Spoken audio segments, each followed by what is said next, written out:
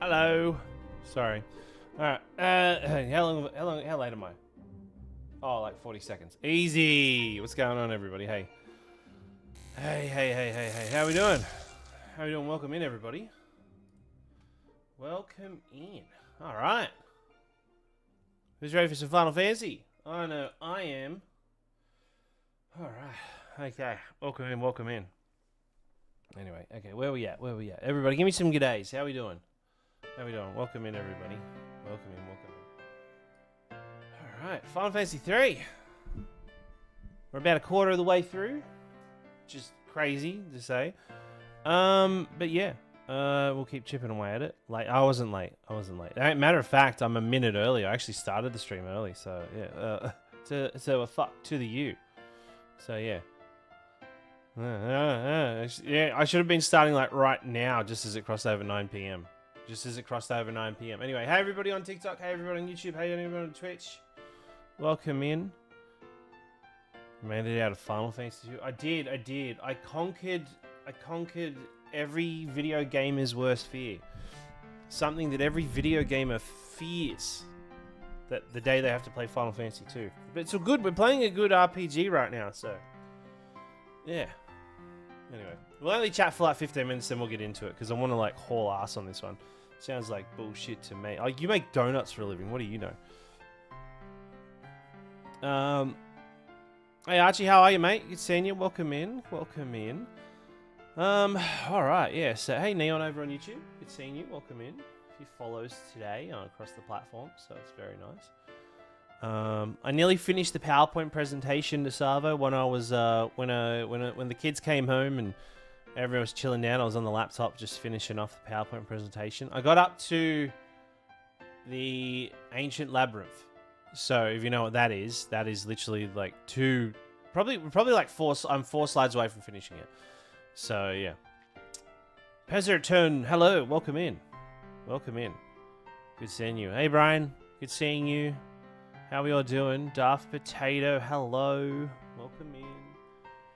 Alright. Anyway, how we doing? How's everybody's day going? Hey Pez, how long would you how long would your simulated society last before crime runs rampant? My civilization's actually built on crime. It's those that do good, those do-gooders that try to stop people committing crime, they are the ones that are imprisoned. So I would say within 5 seconds. Not even 5 seconds. Oh, instantly. As soon as okay, Pez, you got to go. As soon as crime runs rampant, it's over. And as soon as I start, there's a big buzzer that goes, all right, you're over.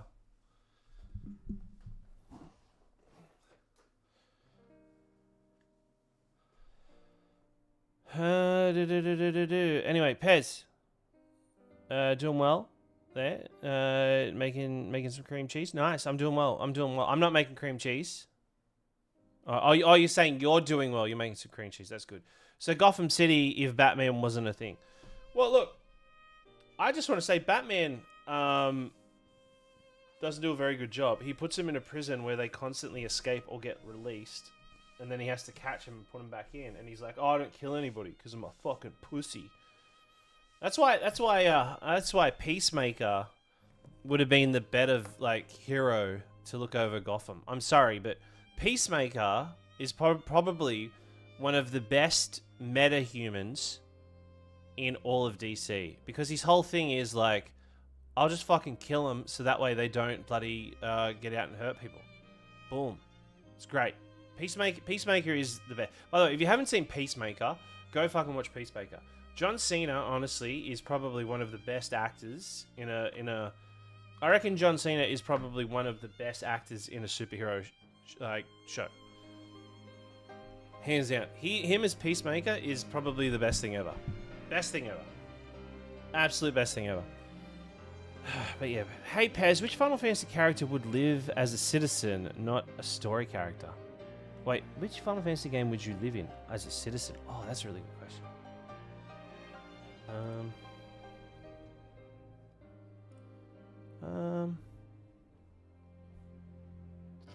Let me just screenshot that one. I'm gonna put something else on this dude. I like the mushroomery. Alright. Okay, where are we at? We have a question in from Kill Smash. Hey Pez, which Final Fantasy game would you live in as a citizen, not a story character? Wow, do you know what? That's a really good question. That's a really good question. I actually live my life as if I'm the main character. Okay, that's how I live my life. But sometimes I like to imagine going off into a different reality where I'm just like an NPC, you know? So I actually relate to this question as if it's probably one of the best questions ever. Like, as if it was tailored just for me. It's a very good question. Out of every Final Fantasy, what's... That's a tricky one because all of them suck ass. Twitch has asked that I use my channel points to relax a body part of my body. I'm a shy girl. I blushed. Oh, so you farted. Nice. Is that what you mean? You relaxed a part of your body. Oh, the way I read that is if you farted. Hey, what was I saying? Thank you for the sub too, by the way, Flare Blue. I bloody appreciate it. Thank you so much. Okay, what would... Okay, what... If I was to go over all of them, it'd have to be...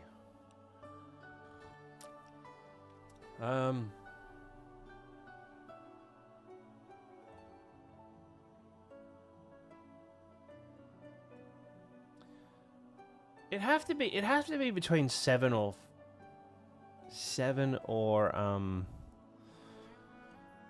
15, honestly. Just because they have mobiles, you know.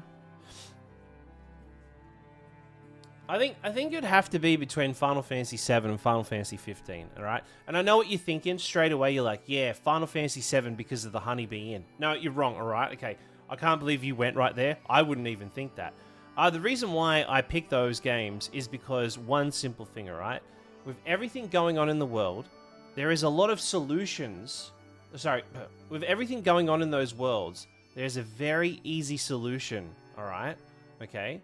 And you know what? Like, a solution that could easily fix a lot of the issues that are going around the world is that they have is that they have access to mobile phones, alright? They must have satellites up there where they can call people on their mobiles and actually say, like, oh shit, there's a weapon attacking Midgar. Holy shit, you know? And even in Final Fantasy 15, they have mobile phones. They don't really use them that much. But yeah, cellular devices, yeah. See, in Final Fantasy 15, they have cellular devices. In Final Fantasy 7, they have cellular devices. Cellular. Final Fantasy 14 has link pearls, but they don't use them, alright? They don't use them. Final Fantasy 14 is the biggest bullshit when it comes to, like, talking people. They just say, oh, pray return to Waking Sands. Or you could just fucking tell me over these fucking anal pearls. These link pearls you've got me using, alright? It's so bullshit. But Final Fantasy 7, alright, they're like, oh, there's a weapon attacking Midgar. Oh, we better fly there right away. And you get there and you're like, oh, cool. Luckily, we got there in time. Or in Final Fantasy 15, literally, they get phone calls getting told, like, oh, shit's going down here. Like, oh, cool, thanks for letting me know. But in every other Final Fantasy, it's like, send a raven, you know? It's just, it doesn't make sense. But I honestly, I don't think I could live without a mobile phone. So I'd have to live in a Final Fantasy that has a cellular service. Okay, cellular service. Okay, hands down, alright? So that way I can call up my friends going, hey, you want to hit up the Honeybee Inn? Instead of just rocking up there like a weirdo, you know? So anyway, that was a good question. Thank you so much.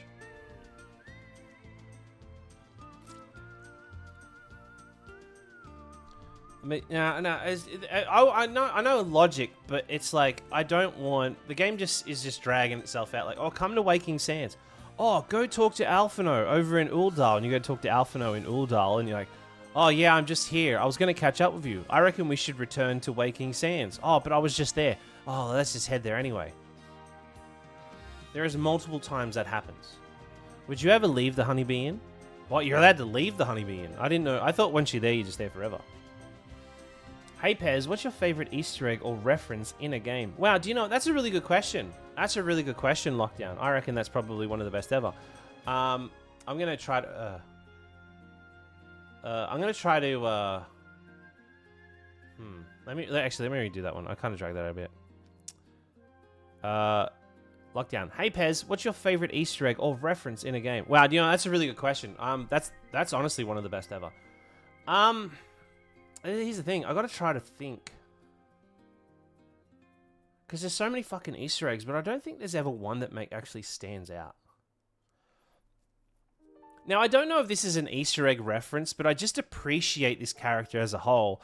And for me, it has to be Gilgamesh, right? After Gilgamesh appeared in Final Fantasy V, and then he gets, like, thrown out into, like, the void or the, you know, the dimensional rift or whatever, having him pop up in other Final Fantasies and it being the actual Gilgamesh, not, like, just a recreation of, you know, the characters like, you know, like Seeds or Biggs and Wedge or Cactus and Moogles and such.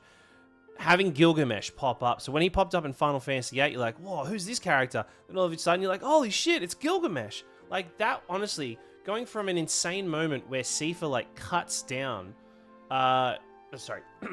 going from an insane moment where Seifer cuts down Odin, and then all of a sudden Gilgamesh shows up. Not only one, is that a huge surprise, and two, that's a huge Easter egg.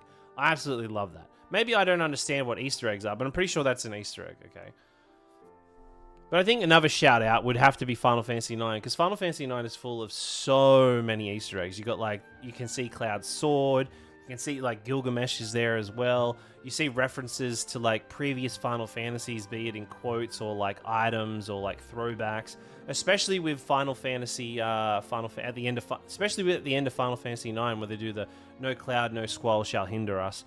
But I think a Final Fantasy that has quite a lot of Easter eggs is Final Fantasy Tactics. When you go off and send the parties out, like you send like soldiers out to go do quests and stuff through the tavern, they'll come back with like, you know, scripts or items or references from previous Final Fantasies. It's really cool, honestly.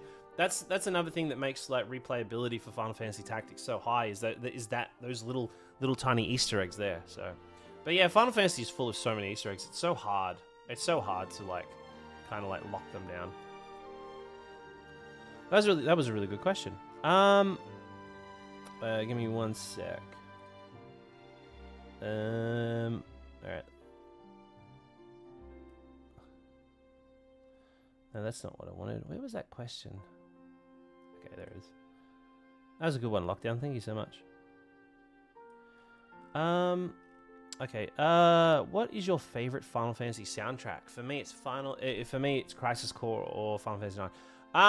I think the best soundtrack's Final Fantasy 13. I think across the board, 13 just has a really good soundtrack, especially 13 too. But my favorite song goes out of Final Fantasy IX. Like, Not Alone, hands down the best. You didn't know that Ramuh's story was a reference to... Actually, I might add that in. That's a really good point. Actually, one of the coolest references... Sorry. Actually, one of the coolest Easter eggs has to be in Final Fantasy IX when you come across Ramuh and... Ramuh, sorry. One of the coolest Easter eggs in Final Fantasy IX has to be when you come across Ramuh at Pinnacle Rocks.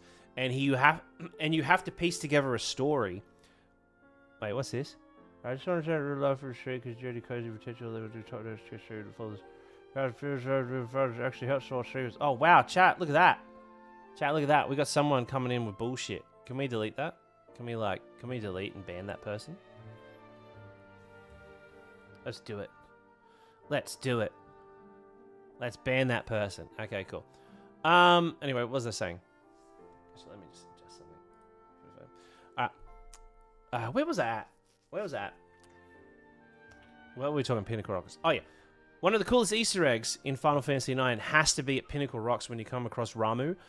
He gets you to piece together a story about a guy called Joseph who goes on a journey with a friend. And when they return, he actually dies along the way. And they tell the story of, like, does the person go back and tell the daughter that he died? Or do they just go on and not tell the daughter? Because in Final Fantasy II... that's what they're referencing. Even though, you know, how much I love Final Fantasy II, they're actually talking about the time where you come across Joseph and he joins you to go on a journey to go get this snowmobile to then go get the goddess bell. And you can go, when he and Joseph dies on the way, spoiler alert, Joseph dies on the way back. And you can go back and tell his daughter and she's like, oh man, that sucks, I'm going to miss my dad. Or you could just not say anything, alright? And it's not actually a big deal, it doesn't affect the story. But it makes you wonder, like, when Joseph dies and you know he has a daughter, do you actually go out of your way to go and talk to the daughter? Like, are you that invested in the game? For me, I'm not. I don't give a fuck that her dad's died. But for those that actually give a shit about Final Fantasy II and probably have a heart, would you go back and tell the daughter? And I love that Final Fantasy IX takes something that a lot of people probably forgot about and kind of pins the people. It's like, hey, what would you do? And it doesn't matter which one you pick because Ramu joins you anyway.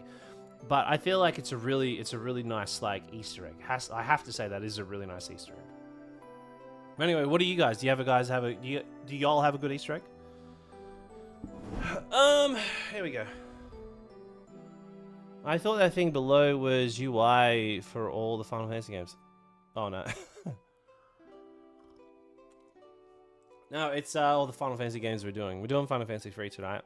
Like, they did a whole Final Fantasy collection in one game. Pretty much. Oh, no, not... Yeah, well, Final Fantasy XIV is kind of that. Man, when we get to the end of Final Fantasy III, I'm going to show you just how much Final Fantasy III influences Final Fantasy XIV. Anyway, what do we got? If you could take... what's this? If you could take any protagonist out of mainline Final Fantasy and put them in another, which protagonist would you destroy the party from? What the fuck am I reading? Wait, what is this?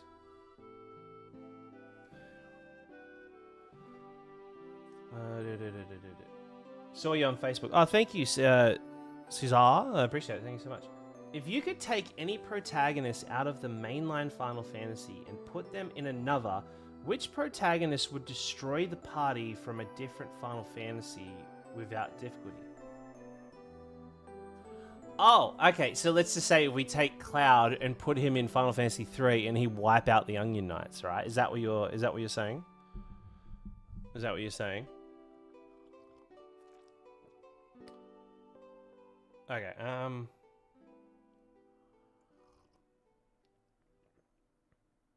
Actually, you know what? That is a good question. I'm going to answer that. I'm going to answer that. Sorry, I was just trying to I think it was the way it was written kind of threw me off. All right. Okay, cool. Let me answer that. We have a question in from Doppel Ginger. Sorry, I didn't mean to laugh at you, Ginger.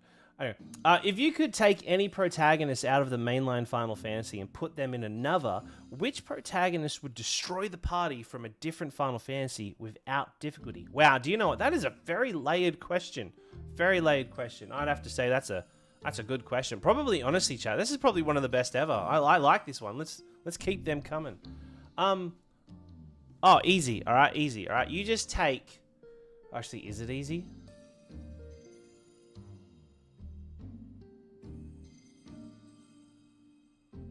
Trying to think. I've got the answer in my head, but I'm like, do I want to go a different one?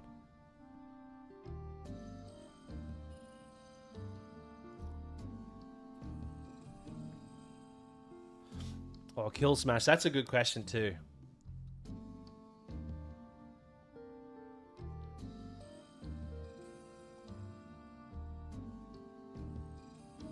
Okay. All right. Okay, I got the answer. Now, here's what I do. This would be really simple, but the thing is, you could probably take any of the main antagonists. Sorry. Now, the thing is, you could take any protagonist from any Final Fantasy and put them in this game, and they would probably wipe out the party with ease, like right away. But I'd have to let's go overkill, all right? Let's go for full overkill, all right? I would take Clive from Final Fantasy 16 and put him in Final Fantasy 3, all right? And right at the start of the game, when they're like, "Oh, we're little orphans. Oh, look at us go." Clive will just turn into Ithrit and just char those orphans to ash. He would burn those orphans to ash, all right? And then, you know, oh no, I guess no Warriors of Light ever all. Yeah, that would be absolute overkill. That is like absolute overkill. I think like an honorable mention would probably have to go to like Cloud, I guess. Let's put Cloud in Final Fantasy 3 and you have all the Onion Knights lining up going, "Oh, we're Onion Knights." And he just like, you got to remember the Buster Sword, you know, not only is it a cool sword, it is a big chunk of metal, all right? Just a nice middle level slice. You take off their heads, right? Or even if you do it with the back end, you knock them for 6, you know, you knock them for 6. Yeah, so I reckon, honestly, any character, you put them in Final Fantasy 3 and they stomp them. I understand that the Onion Knights get very powerful, but I feel like if you get a hero while they're in their, like, orphan phase in their life, Piece of piss. Okay, here we go. There was a really good question. Thank you for that question, by the way. There was a good question before. Who was it? It was a really good question, actually. I think it was Kill Smash. Here we go.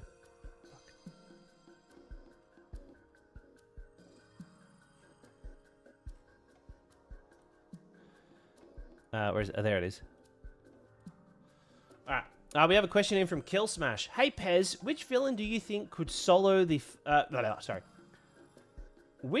Hey Pez, which villain do you think could solo fight the entirety of the franchise? Wow, Dion, that is a really good question. That is a really good question. That's up there. That's a real head scratcher. You know, and I like those ones, making them possibly one of the best questions ever, I have to say.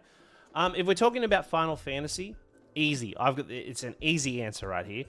One of the toughest enemies in all of Final Fantasy has to be Caius Ballad from Final Fantasy XIII 2. Now, if you don't know who Caius Ballad is, fair enough, all right? Because, you know, he is in the second game, isn't really referenced at all in Final Fantasy XIII, but he has this thing called the Heart of Chaos, all right? And he's immortal. He can't die. You can kill him over and over and over again. He'll just be reborn again and again and again. He actually willingly gives up his power because he's like, you know, I'm fucking over this shit, you know? I have to watch my loved ones die over and over and over and over. And his whole arc is like, you know, I quit. Fuck this shit. I'm out. But you put him in every other Final Fantasy, he has to give up for him to lose, you know? He doesn't lose, right? His whole thing is him giving up. Sorry, I was just scratching my nose. So yeah, Caius is honestly one of the most underrated. So honestly, Caius is one of the most underrated villains in the whole franchise. If not, honestly, I kind of root for him. I'm kind of rooting for him, to be honest. Actually, if anything, I'd say he's the hero. Honestly, I'd say he's the hero. That was a really good question. Thank you so much for that one. That was a really good question. There was other ones. Okay, hey Pez was going for a walk, like a big walk. Oh yeah, people are playing Big Walk right now. I know all the Shine girls are playing Big Walk.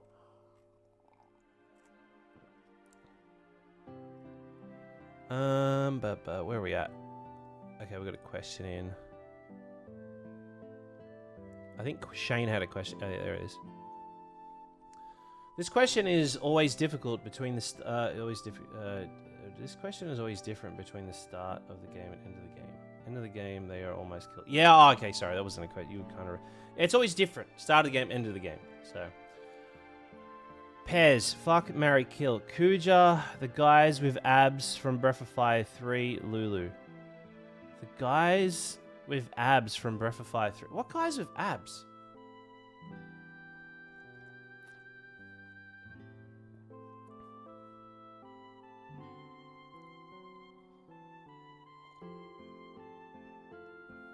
There's guys with abs in Breath of Fire?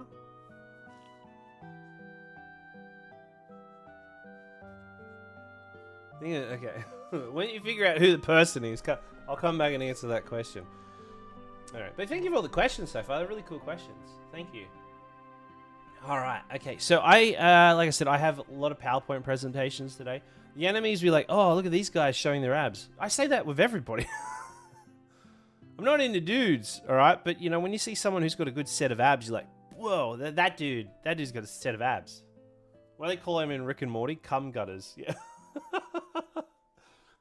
It's fucking gross, isn't it? Oh, do you have any fan casting for a live Final Fantasy? Oh, yes. See, that's a good question. But I got to think on that one. I can't. All right. Okay. Okay. Let's all pick one Final Fantasy together, and we'll do a casting together. Okay, we've got 7 minutes before I start the game. Pez, out of all the Final Fantasy games, which one has the best soundtrack to work out to?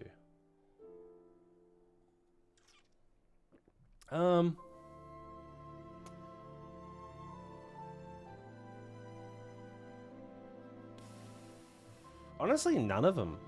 None of them. If anything, probably 13-2. 13-2's got a good one. But I wouldn't say they're not really. When I go to the gym, I don't really. I used to have like a mixed soundtrack, had some of them, but I would say like probably Probably 14. 14 has a really good soundtrack. But it's across all the thingos. So, like, Julia Childs to play Queen. I don't know who Julia Childs is. Let me see who Julia Childs is. I don't know if this is offensive, so I don't want to...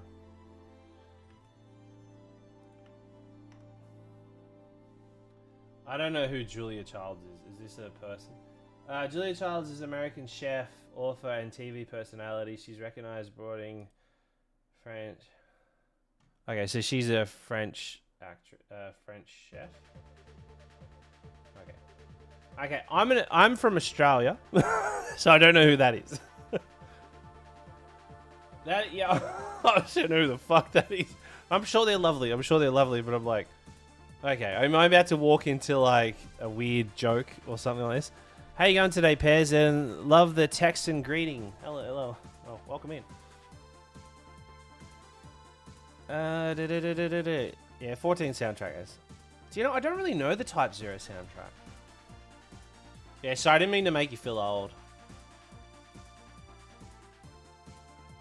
Okay, if I pick, okay, let's say if we do Final Fantasy VII, right? What would be the perfect casting for Final Fantasy VII? Okay,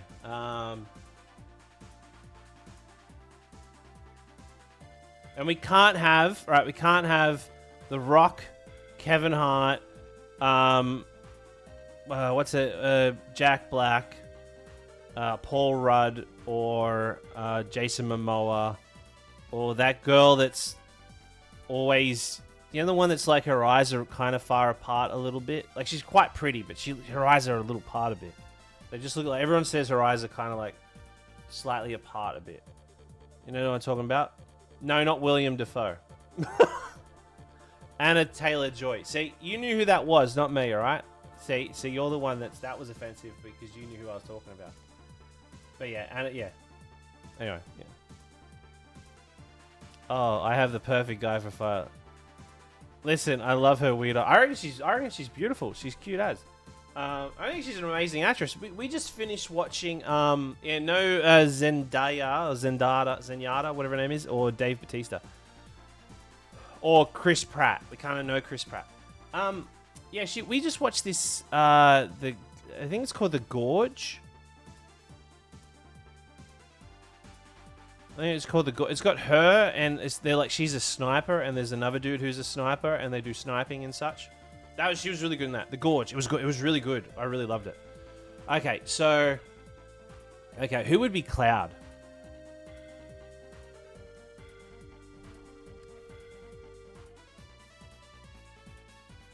I've already out. Who would play Cloud in a live action?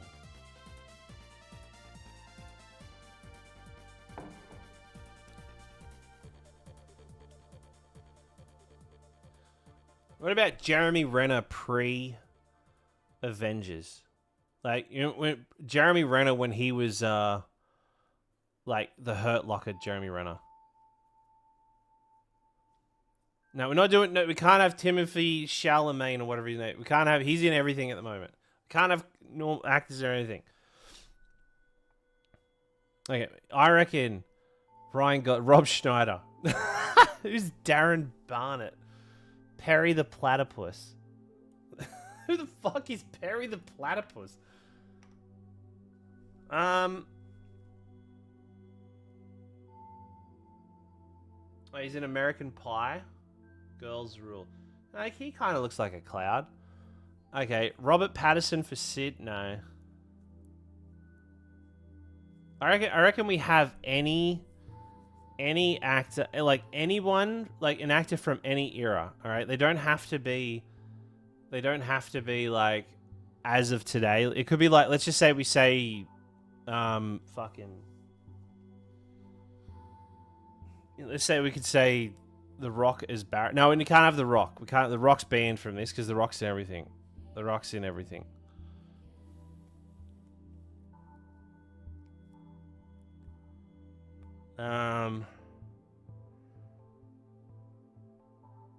Jack Black can be Barrett.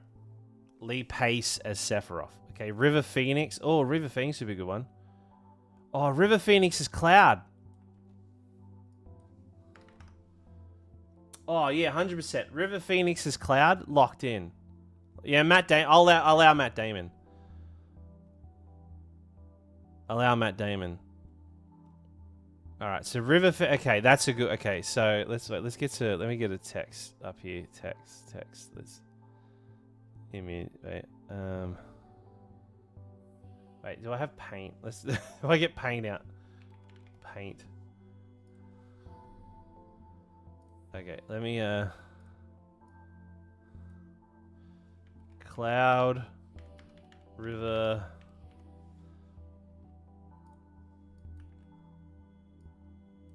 Okay, I'm doing the what do you call it? Who's the streamer that everyone makes fun of for using paint? Window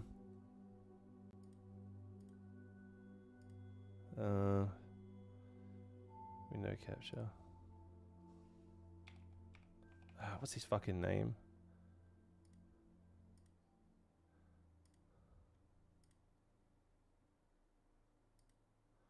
Oh, it won't actually let me pick up paint. What the hell?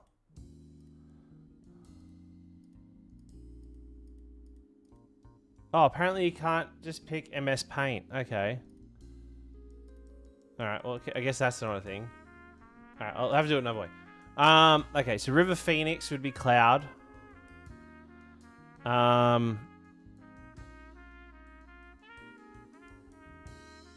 Vincent. Okay, we'll work down from entry level. So who would be from when they get introduced into it?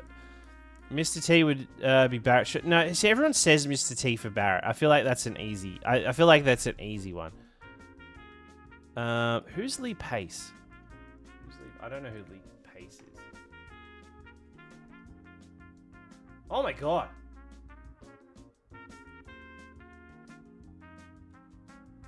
Wait, isn't this the dude that voices the leader of the Viltrumites?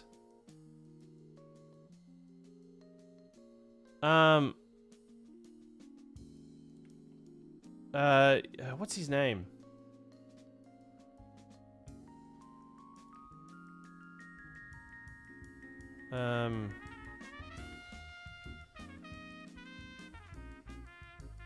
Yeah, Thrag. He plays Thrag, right? Okay, yeah, okay, I like that one. Okay. Sephiroth. Sephiroth is Lee Pace. Alright,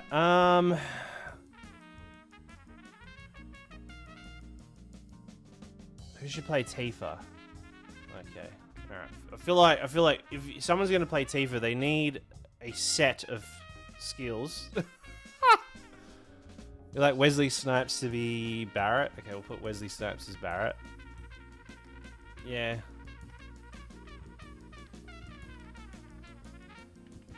I don't know, would it be Wesley Snipes?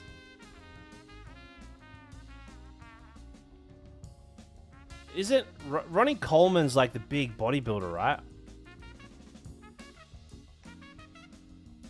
Oh, Ronnie Coleman at his peak. Yeah, absolutely. Ronnie Coleman at his peak. I like that. Okay, Ronnie Coleman as his at his peak. Alright, Tifa. Who are we going as Tifa?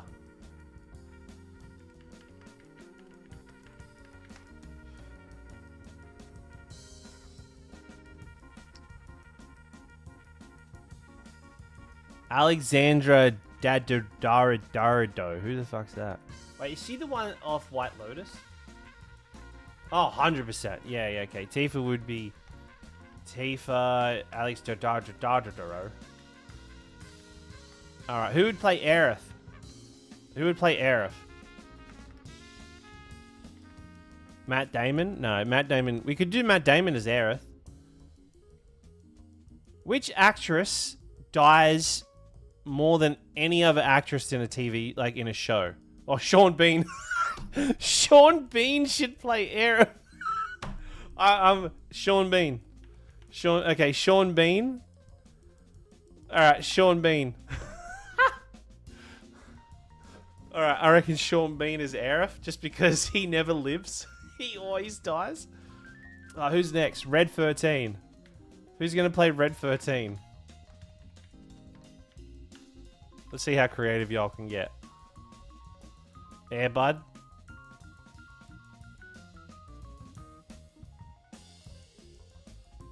Andy Serkis. Andy Serkis, that's a good one. Andy Serkis, I like that one. Andy Serkis. Who said that? Rob Schneider. Andy Serkis.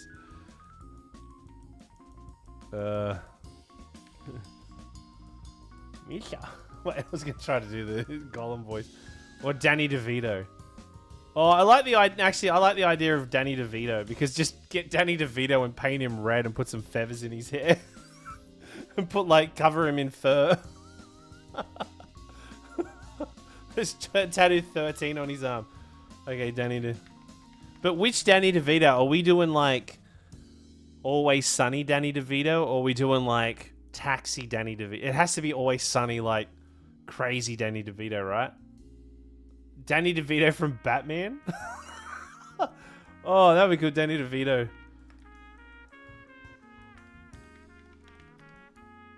Danny DeVito from Batman. Alright, from Batman. Batman. Alright, who's next? Yuffie. Who would play Yuffie? Who would play Yuffie? Tyler Perry. Mike Myers is Kate Sif. I would do that. Yeah, do you know, that's a good one. I'll do Kate Sif would be...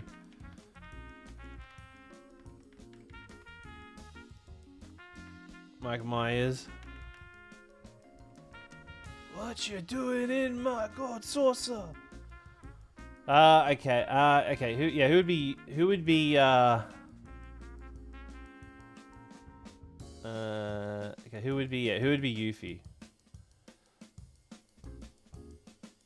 If Hollywood did this, they'd put Scarlett Johansson. The chick from Kick-Ass.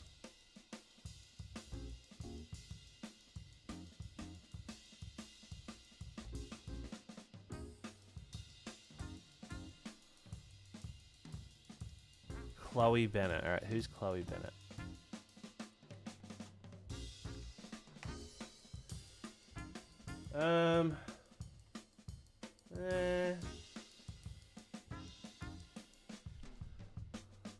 Amanda Siegfried. Who's Amanda Siegfried?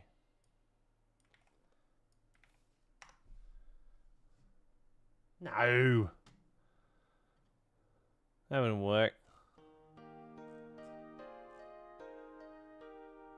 By the way, you all know there's already one person that has to be. You fucking nailed it, Hat. You absolutely nailed it. I was about to say it. Keanu Reeves has to be Vincent.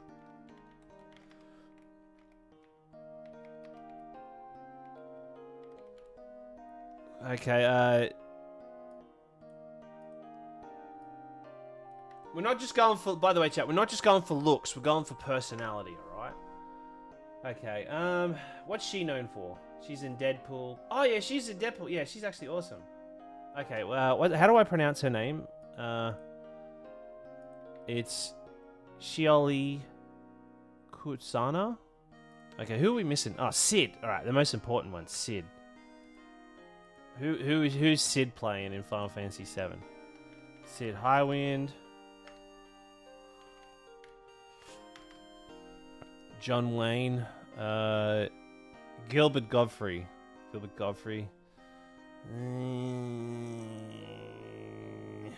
Alright, so here's the cast so far, right? Cloud would be River Phoenix. Sephiroth would be Lee Pace. If you don't know who Lee Pace is, he's like the dickhead elf ruler in The Hobbit, or he voices Thrag in Avengers. River Phoenix is Joaquin Phoenix's brother, who sadly passed away. Barrett is Ronnie Coleman, you know, one of the biggest bodybuilders that ever lived.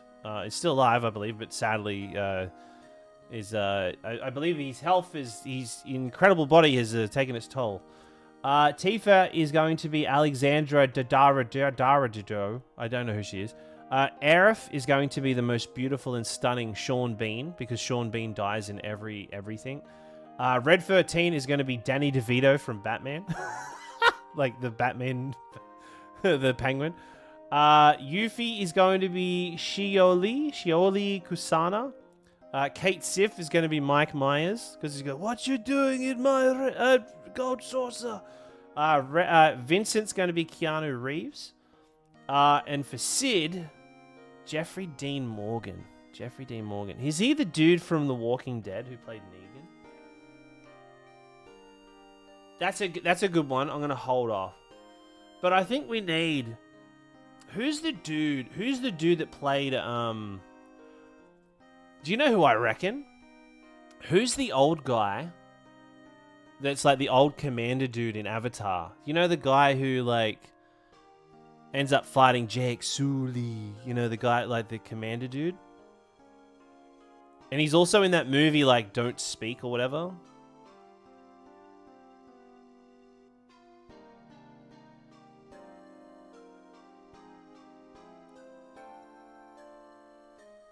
Someone give Commander a bloody subby poo. What's his name? Stephen Lang? Stephen Lang. Yeah, Stephen Lang. Stephen Lang. He can make a good Sid. He even looks like Sid. Or do we do who's the dude who voices Invincible's dad? Omni-Man. He also does like Jonah Jameson and stuff like that. Who would you go? Stephen Lang or what's his name? Fucking I was just watching the thing with him the other day. J.K. Simmons. So who would you rather? J.K. Simmons or Stephen Lang? I think Stephen Lang, because he's got the accent. He's kind of got that like yeah accent, you know. I feel like that would make sense. Yeah, Stephen Lang. Who would be Rufus Shinra. Rufus Shinra. It's got to be Ed Sheeran, right? Or who's the dude who played Ron Weasley? What's his name's Rupert something.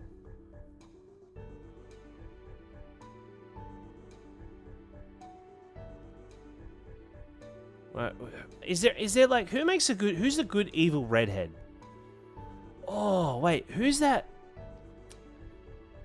actor? He's like a famous redheaded actor. Not that he's known for having red hair, but he's actually in Harry Potter. He's like the oldest brother. But he's Jonah from Tonga. But he's also like his father's a really famous actor too. I can never remember his name. Not Carrot Top.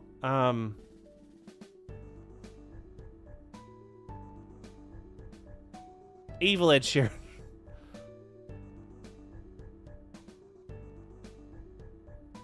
Domhnall Gleeson. That sounds like a... You know, Carrot Top. Should we just put carrots? Okay, well, Carrot Top, okay? Rufus is Carrot Top. Is Carrot Top still around? Wait, why isn't Bruce Campbell in this listing? Okay, so who we got left? Okay, Reno and Rude. So let's do Rude. All right, we need a bald-headed actor. Do we just play it safe and go straight for what's his name? Jason Statham.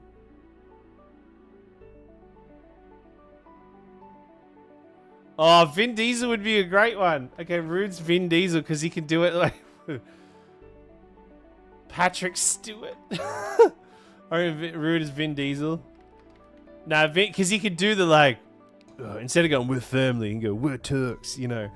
Okay, Rude. Reno. Who's going to play Reno? Reno's got to be a good casting. Reno's got to be a good casting. Bruce Willis from The Fifth Element. He has too much hair in that one.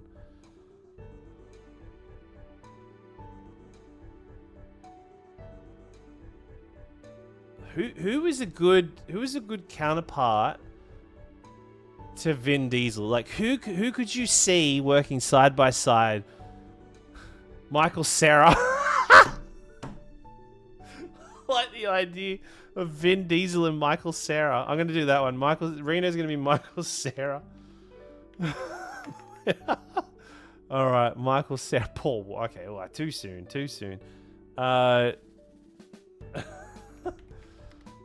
Wait, is it too soon? Okay. Okay, alright, so Reno, Rude. What other characters are there? Bugenhagen. Alright, who's gonna play Bugenhagen?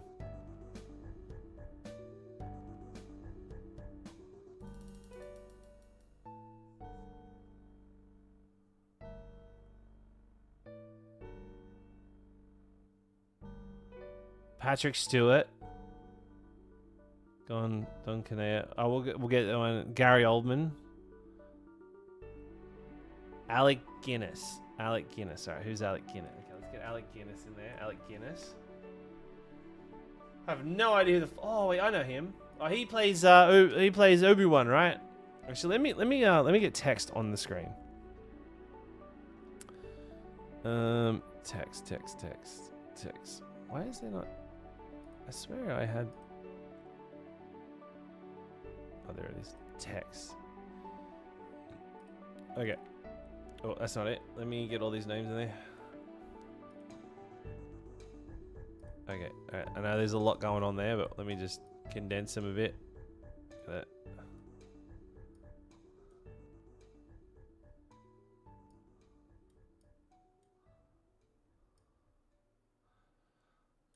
Okay. This is who we got so far. I gotta like. Okay, let me turn off the chat for a sec so I can actually make it easier. Chat. Yeah. All right. Okay, this is who we got so far. All right. Yeah, I know some of the spelling's wrong. All right. So, okay, who would be next?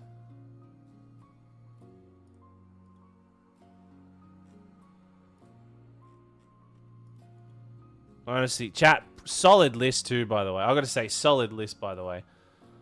If you're just joining, we're trying to come up with a cast of Final Fantasy VII live action. All right. Okay, where are we at? Okay, so, actually, let's do President Shinra. Let's do President Shinra. Let's kind of focus on the Shinra group at the moment. Christopher Waltz as Hojo. Chris Farley, John Cleese as Bugenhagen. Oh, that'd be a good one. I'd like, yeah, Bugenhagen, John Cleese. I like that. Who said that? Mike. Bugenhagen is John Cleese.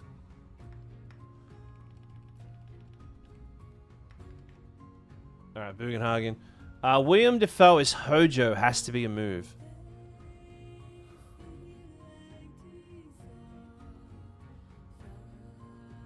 Yeah, do you know, I can't think of like.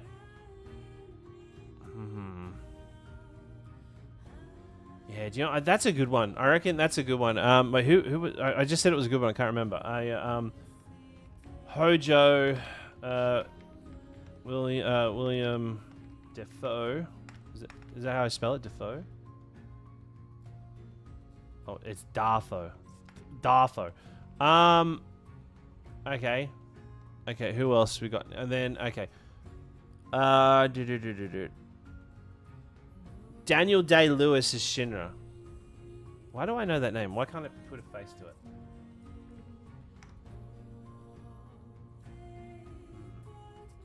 Oh, yeah, he would work. What about Billy Bob Thornton? You're in Trump as President Shinra. I recall how Trump is a movie star. Trump was in the smash hit Little Rascals and what was the other one? In Home Alone 2. Adam Sandler as President Shinra. I didn't know Trump was in Little Rascals 2 until I watched it the other day with my daughter. She was just like chugging on Gimli. I feel like President Shinra. I feel like he seems like a really southern gentleman. I get like the he kind of got like when you play the what do you call it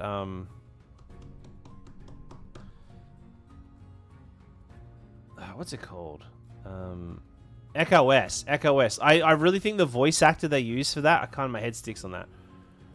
Oh yeah, the big chicken from Looney Tunes. Oh, what is the chicken's name from Looney Tunes? He's like, oh, what's his name? Foghorn, Leghorn, or something like. What's his name? Foghorn, Leghorn. Yeah, that's a good one. Foghorn, Leghorn. Foghorn, Leghorn. Okay, I like that one.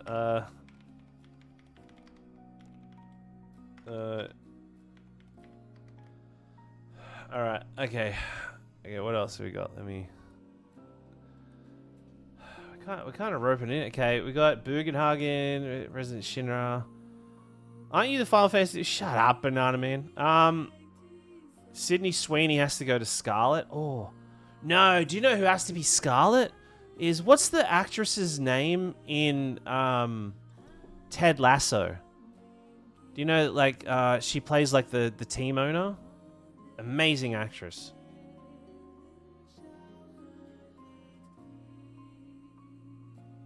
Oh, dude, she's hot. Hannah Waddington, is that her name?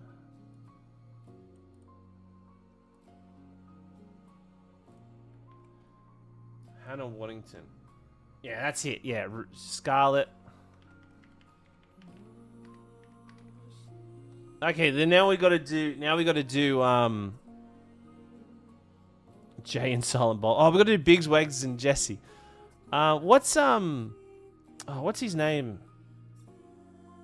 Oh, who's the? I'm pulling blank. Starts with H. Like he's one of the officials for Shinra. Heidegger. Who would we have as Heidegger?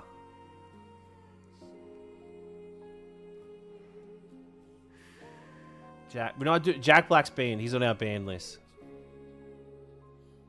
Brian Bless. Everyone's saying Brian Bless. Who's Brian Blessed?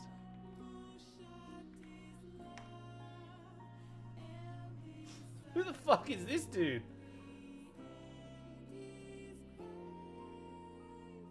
Wait, is this the guy that voiced the bad guy in Tarzan?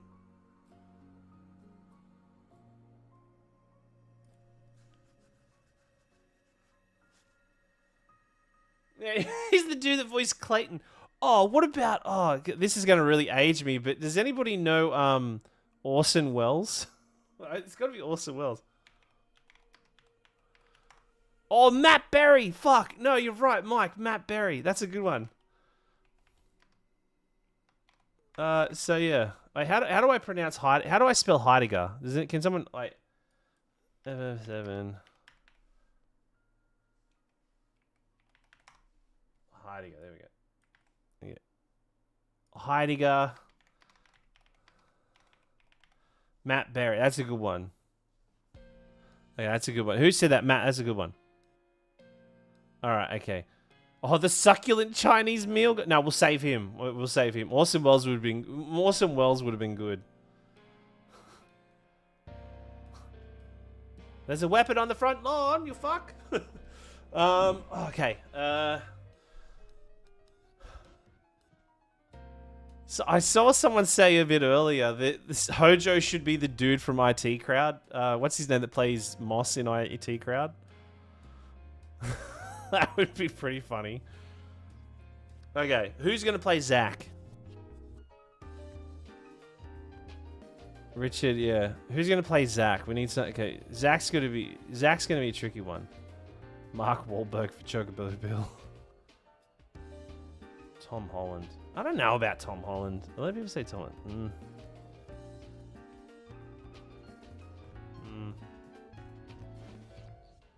See, I would say nah. Here's the thing. I'm banning Tom Holland on this by association with Zenyatta or whatever her name is. Zendaya, whatever her name is.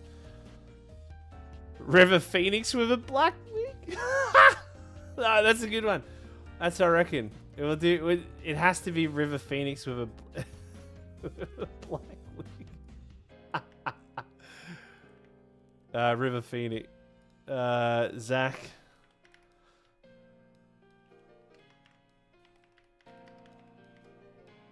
All right. So the most important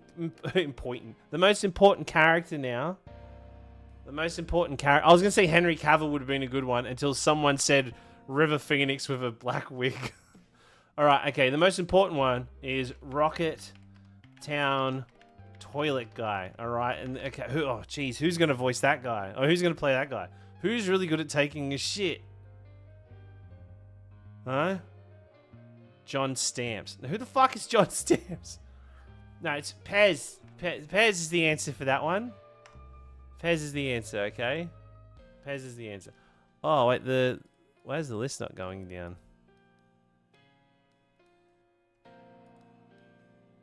Oh, it's not updating. Anyway. Mr. D's. Billy Bob from Steve Buscemi. Alright, okay, anyway, there's our mini list. Well, I don't know if I'm going to turn that into a video, but that would... that's pretty funny. I like the Sean Bean's going to be Aerith. That's the best part. Where's my chat? Alright, do you just want to play some Final Fantasy 3? I think we've been live for over an hour, so... And chat, would you believe it? I'm only 45 subs away from getting back to 600 subs. Isn't that crazy? Wow, that's crazy. That's crazy. But unlike those streamers recently who've been going, oh, I've been streaming for an hour and I've only made $7. Chat, you can tell me to fuck off for like 20 hours and not giving me a dime. And do you know what? I'll still have a good time. You ever play Suikoden? We have. We actually streamed it not that long ago. Alright. Don't save. Alright. Cool. Quite a few good questions in today too. Okay. Okay. Alright, let me get my music going. Alright. Mug down, controller up. Yeah, I did finish my coffee. Alright.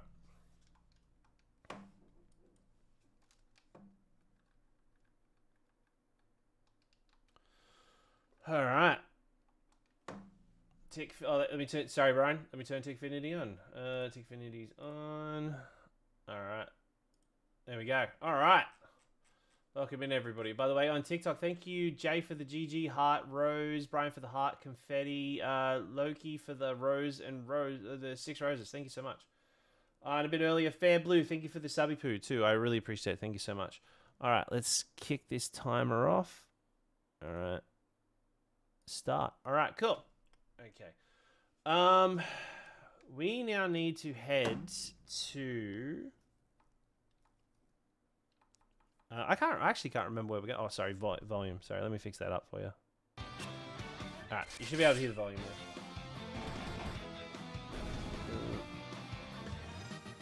Cool. Samuel L. Jackson would have been a good Sid. Who's an actor that you think about that swears a lot, that's just known for swearing? It's like every second word out of their mouth is just fuck, fuck, fuck. I don't know who Brian Blessed is. Oh, that's the Clint Eastwood. This might sound silly, but I haven't seen many Clint Eastwood movies, but is he known for swearing a lot? Is that like a thing that he does? Is that like is that a Terrence or Philip? You look up videos of Brian Bless. It's hilarious. Yeah, right. What's that Australian comedian called?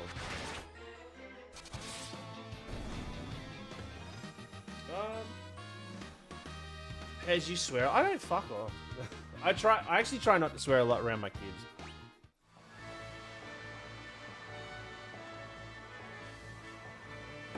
Alright. Oh, the fairies. The mage who challenged the Elder Tree, defeat him. So I don't think we have to talk to these guys just yet. We actually get teleported back here.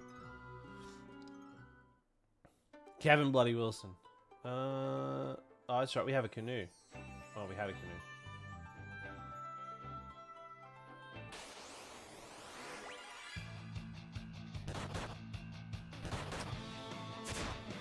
Jimmy Carr. He's a good swearer. Jamie Foxx swears. Well, it's a Quentin Tarantino movie. They're like, there's more swearing in them. Jim Jeffries. What happened with Jim Jeffries? He's kind of felt... I haven't seen Jim Jeffries in years. I mean, not that I actively go and see him personally, but I don't feel like I've seen a Jim Jeffries anything in, like, what feels like forever. Alf Stewart? Yeah, Alf Stewart's known for, like, swearing a lot, right? Classic Alf Stewart.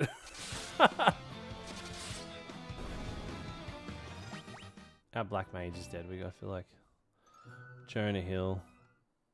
Do you know what? Is this? Are we allowed to say this? I'm gonna say it. I'm gonna say it. I don't think Jonah Hill is a very good actor. There we go. I've said it. I feel like Jonah Hill just plays the same person in everything he does. Just has that like confused face, and he's like, "Oh, well." Like, I feel like he's very overrated. I feel like he's very. I don't know if that's offensive, if we're allowed to say that or not.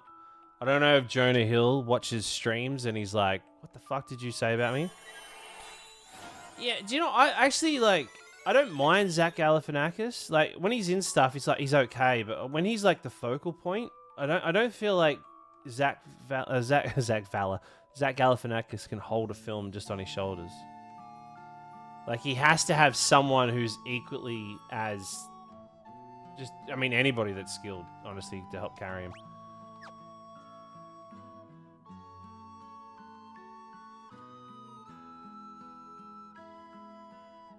Like I think. Look, I think. Who else do I think? Okay, look, okay. I don't think anybody could disagree with me, right? And I'm not like a huge fan or anything like that, but I think it's safe to say that Hugh Jackman is probably one of the best actors ever, right? Like he can sing, he can dance, he can act. He's fucking Wolverine, you know. Like he's the whole package. He's a perfect gentleman. Like, do you see that? Remember that clip? Remember that clip where like Jennifer Lawrence was like after accepting her award, she was walking down the stairs and she fucking ate shit. And who was right there to catch her? Bloody Hugh Jackman. Like, yeah. And he was just doing. I just watched this movie the other day with the kids called The Sheep Detective. Really good movie. Really, it's a kids movie, but it's like it's pretty grim. It's pretty grim. It's a really good movie. It's a really good movie. What are we doing? Okay, we got to go to the Gulch. How do we get to the Gulch? Okay, we go up. All right, that's right. Oh, I got a little turn around.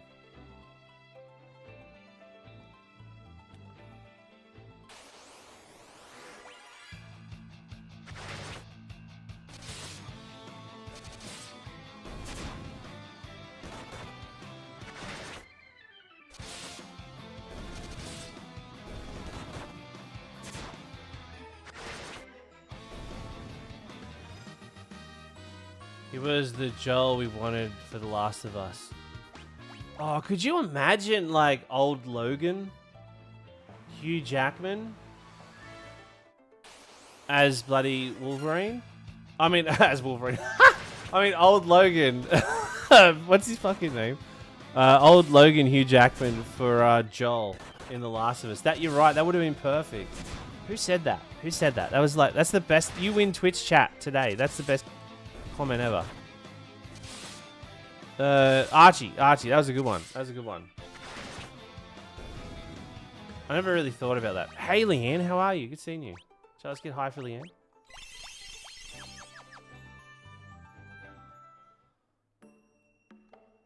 Okay, I'm pretty sure everyone in this castle's dead.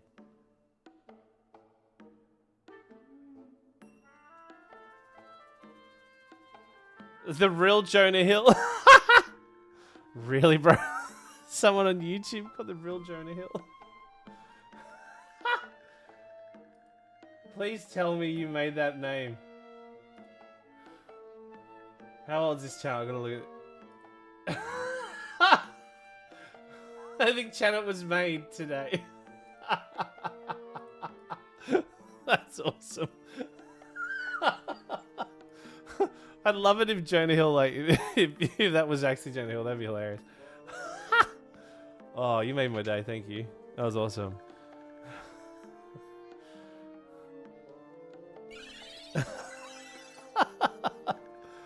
Oh, bless. You win YouTube chat. God, I've got a few winners today. Bomb fragment. Arctic wind. Tranquilizer. Someone going out of their way to make a new... Someone went out of their way to make a new Google account for that joke. I appreciate it. Oh, that's funny as. Thank you so much. Okay, if you are the real Jonah Hill, let me just say, you're not a very good actor. I personally think, I'm not... If I had to say I liked you in one thing, probably Wolf of Wall Street. Okay, Jonah Hill was really good in Wolf of Wall Street.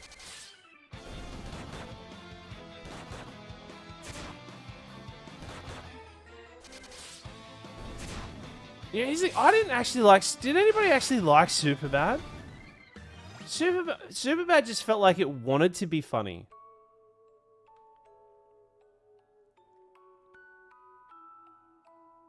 Oh, shit. Alright, okay.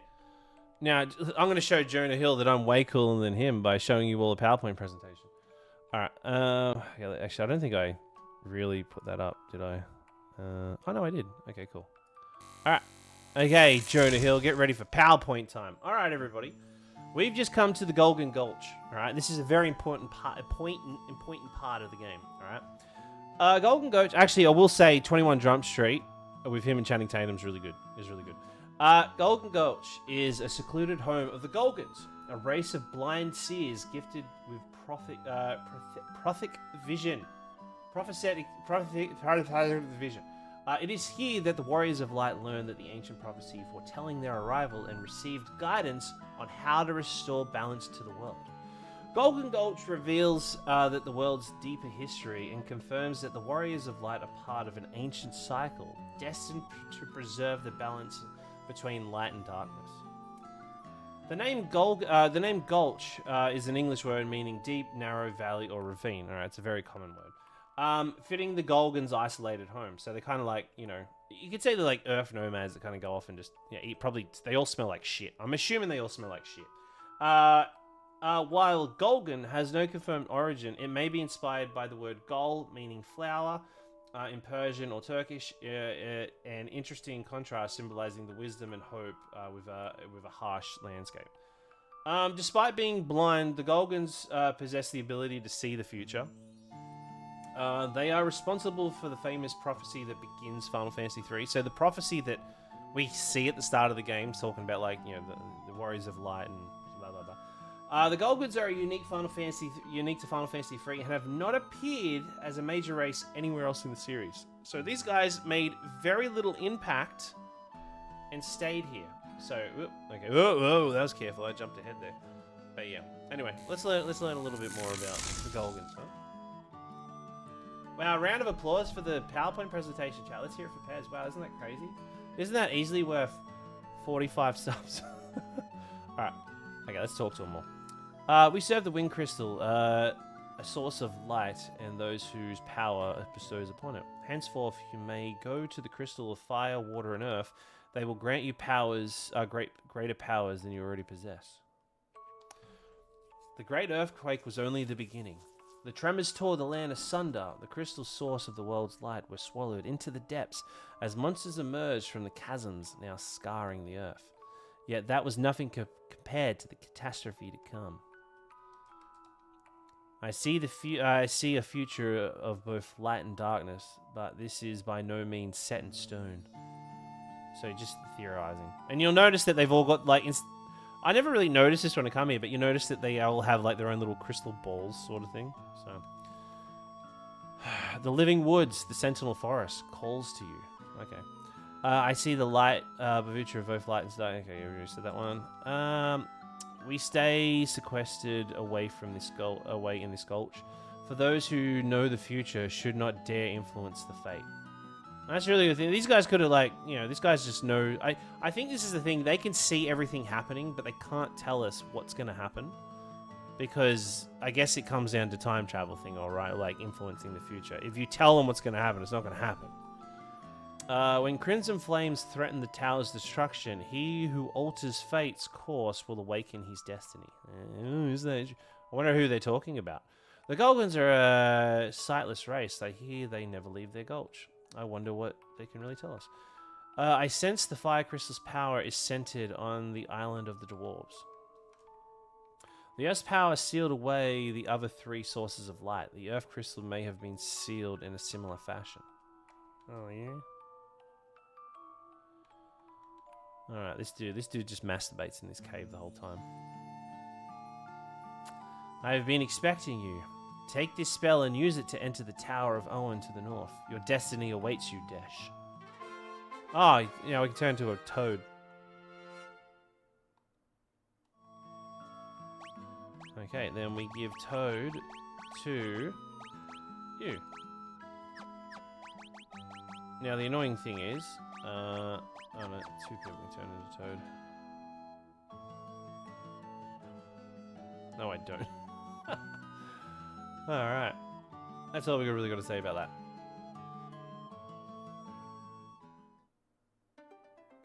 Okay.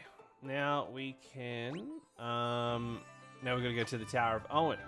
Actually, I think I jumbled my slides up here.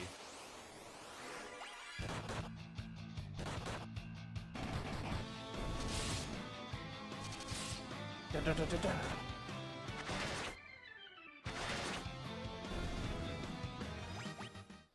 What I might do is switch you over to White Mage.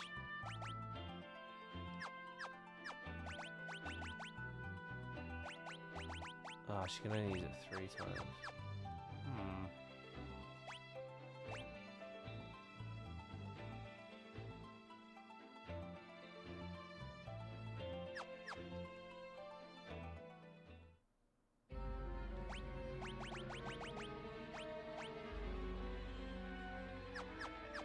So I think, yeah, what I might do, I might switch to White Mage because I need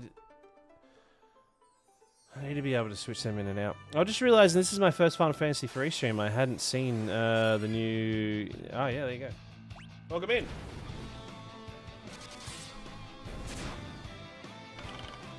Oh, and by the way, I'm just doing my selfless plug. Chat, we are getting close to doing the 4-job fiesta. So we are only, 42 subs away, and we unlock the 4-job fiesta for Final Fantasy V. If you don't know what that is, it is a challenge run, but it will still allow me to give you like the full lore experience of the game. So,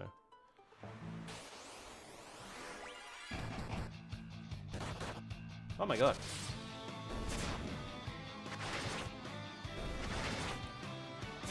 Counterfold is great. Yeah, she just got smashed once. She's super weak too. I haven't actually got proper armor on her, so I'm gonna go down and sort that shit out now.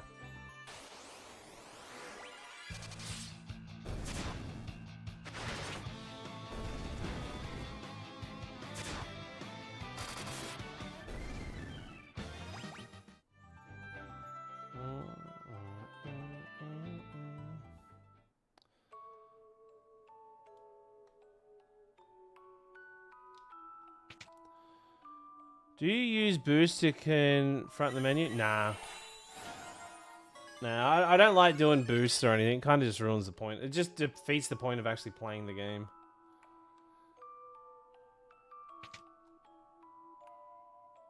What do you think of free 3D? I've only played a little bit of it. I haven't actually played it all the way through.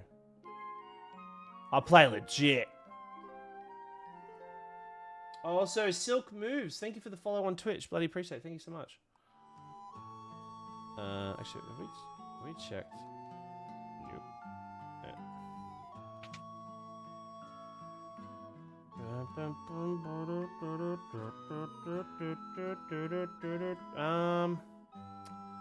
What's it gonna do? Oh, fuck. No, chat. I can't hit menu. Why Splendid Gold? Time Splendid Goldine out, quick! I can't let Splendid Goldine know that they're the character in this fucking game. Time them out, Brian. Someone, time him out for like... Actually, no, don't time him out. Don't time him out. Don't time him out. Don't time him out. Let him stay. Let him stay.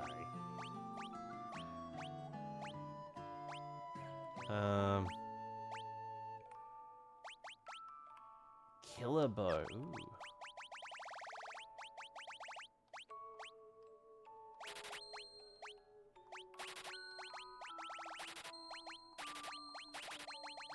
Sell as much shit as we can.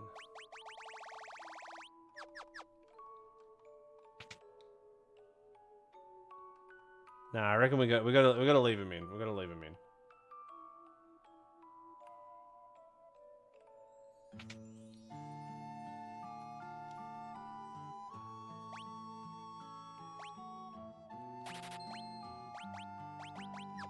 Okay, that's the robe's better than nothing.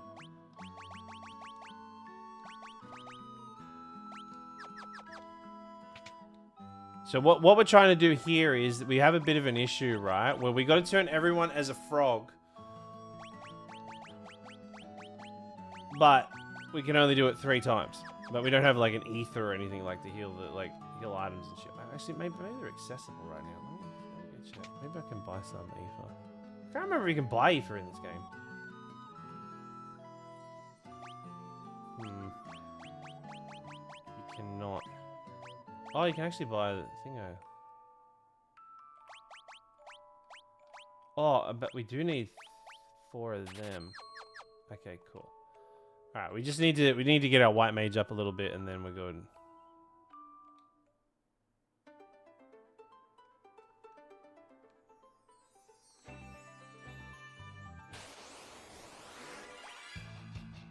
Splendid Goldine, so you know, someone paid money for you to be named as a character in this fucking game. I just want you to know that, alright?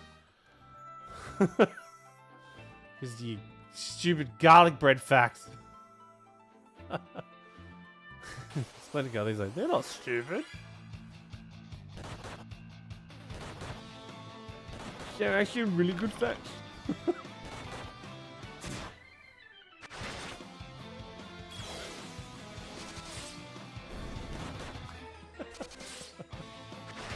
I just want Splendid Goldine to say anything that isn't fucking garlic bread related. Or Final Fantasy related. Just talk to us. Tell us about yourself.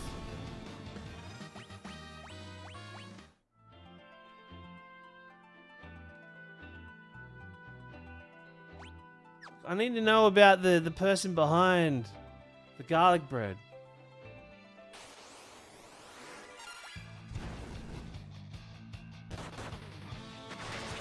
Like, what do you want in life? Are you a dreamer? Do you believe in, like, a higher power? Or do you just like garlic bread? What level is there, mate? If we can get... Gary, if we can get their job...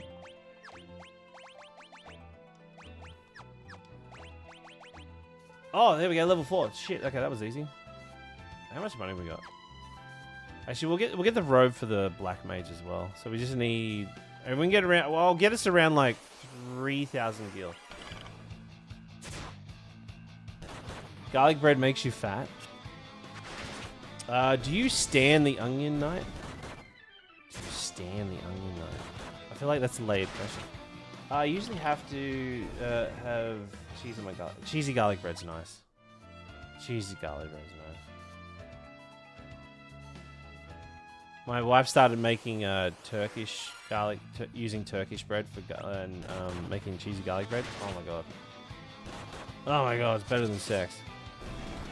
Oh, just thought of another actor who would probably swears a lot. Edward Norton. Who's Edward Norton? Oh yeah, I know him. Yeah. Wait, is Edward Norton the dude that played the Hulk in the second Hulk?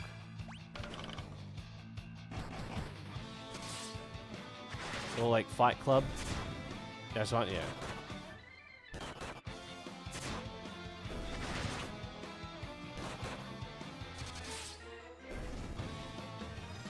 Hulk after Eric Bana. Isn't it crazy that, like... I mean, Eric Bana's a good actor, and he was like born for... He's like, literally, his last name's Banner. Eric Bana playing Bruce Banner. I remember I went to the movies when that game came... Oh, not game. The movies when that... I went to the movies when that movie came out. And my parent, like, I was like, Dad's like, oh, I'll pick you up in 2 hours. And he came 2 hours and the movie was still going. I was like, it's still going. He goes, what do you mean it's still going? I'm like, what do you fucking mean? What do I mean? The fucking movie's still going. What do you want me to do? I had to leave early. I didn't even get to see the end of it.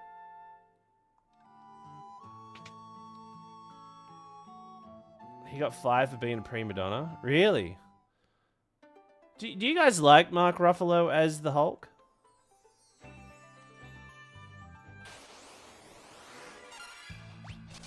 I honestly, because he's like in it for so long, I can't see anybody else as the Hulk because of that. And I think he does a good job. I see a lot of people don't like Mark Ruffalo. I don't know why. Why do people shit on Mark Ruffalo now?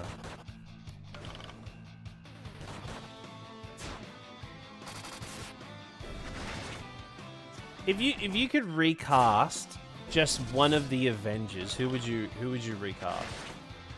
Did you go into one bed with? Did you go into one bed with 5 people?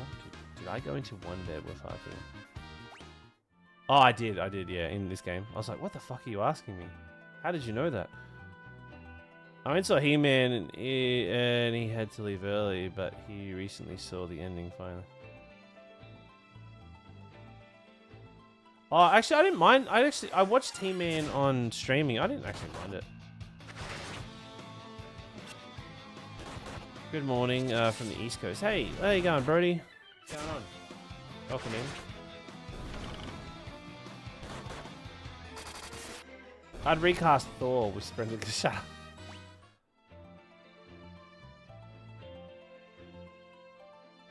I'm not a scientist, but I walk around a lot. But I work around a lot of them, and he doesn't strike me as one. Mark Ruffalo. Well, I think the way... I feel the way Mark Ruffalo acts, he has that kind of like skittish, like non-confrontational attitude is because... The real Jonah Hill. You think anyone could just be an Avenger? Why is that so funny? I'd love it that the... Oh, so good. How much money we got? I'm somewhat of a scientist myself. That's the best meme, the William Dafoe, like, oh, I'm somewhat of a scientist. I'm somewhat of a photographer myself. Maybe one day I'll... Okay. Oh, that's what I was gonna do. I was gonna take like a bit of me day and go watch the fucking Spider-Man movie on Thursday. Jason Nicholas. What's Jason? Oh, do you know who should be fucking? Okay, this is who I would recast. I would recast Captain America with who plays Jack Reacher? Oh, what's his? I know his name. It's like Alan Richardson. Yeah.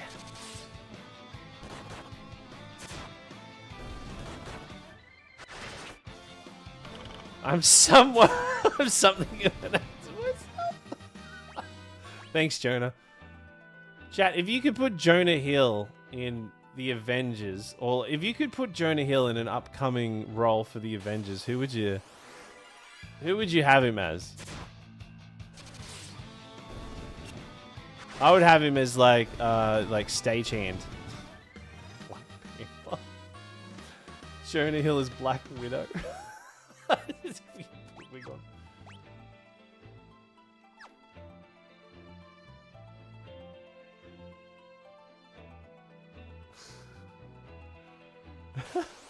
I remember after seeing the original Spider-Man 3 thinking Topher Gracie would have been a great... I always used to get Topher, what's his name? Topher Grace mixed up with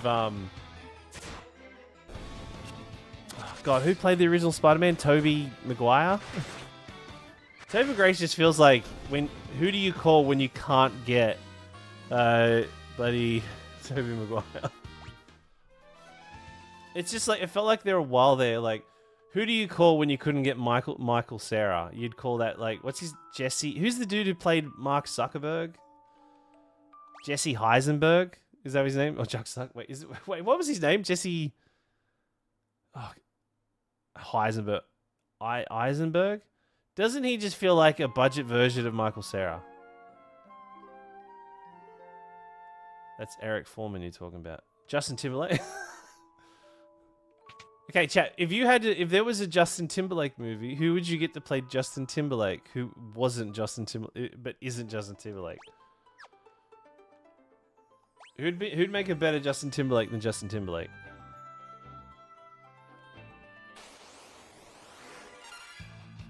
Oh, he was definitely... I think he's a good actor, don't get me wrong. Orlando Bloom. Oh, Orlando Bloom could do a good Justin Timberlake. Hasn't Justin Timberlake kind of fallen off the edge at the moment? Hasn't he gone a little crazy? Is that who I'm thinking about? Joey Fatone. Who's Joey Fatone? Isn't Joey Fatone part of Joey Fatone's part of Instinct, right? He's the one that went and did like live TV, right? He was like a TV host, right? He's like, hey, you might know me as that guy that knows Justin Timberlake. Robbie Williams. Okay, so what we're gonna buy? We're gonna buy one of them. Oh, I kind of want that. Okay, I might actually go get it because we're gonna go for the fire crystal, and that purple Barney-looking dinosaur thing actually slaps pretty hard. Just need a little bit more money.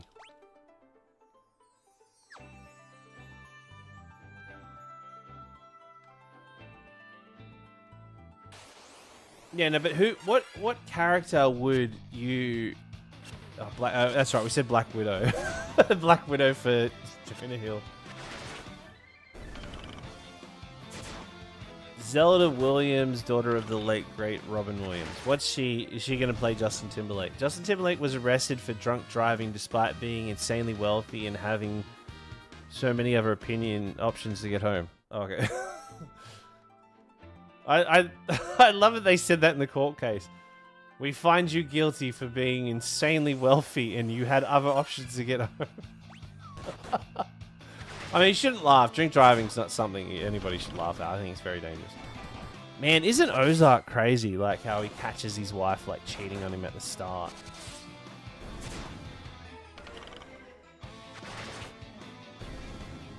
I tell you what though. Is it Jason Bateman? Is that the dude who from Ozark?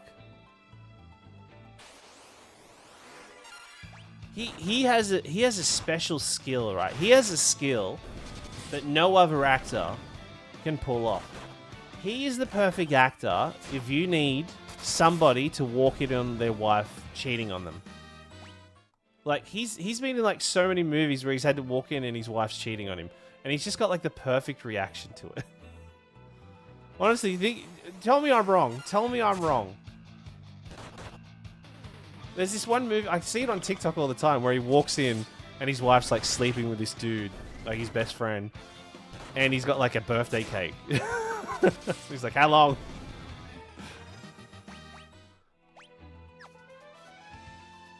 He's a professional cuck. Yeah, that's right. If you need an actor that's like a really good cuck, who do you call?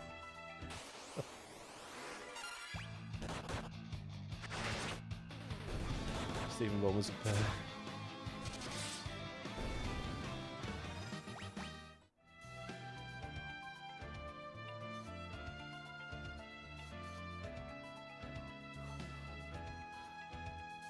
Stephen Baldwin. Which one's he? Yeah, Octopath Traveler 2 is really good. Yeah, it's really good, isn't it, Flying Chinchilla? I love it. I really like it.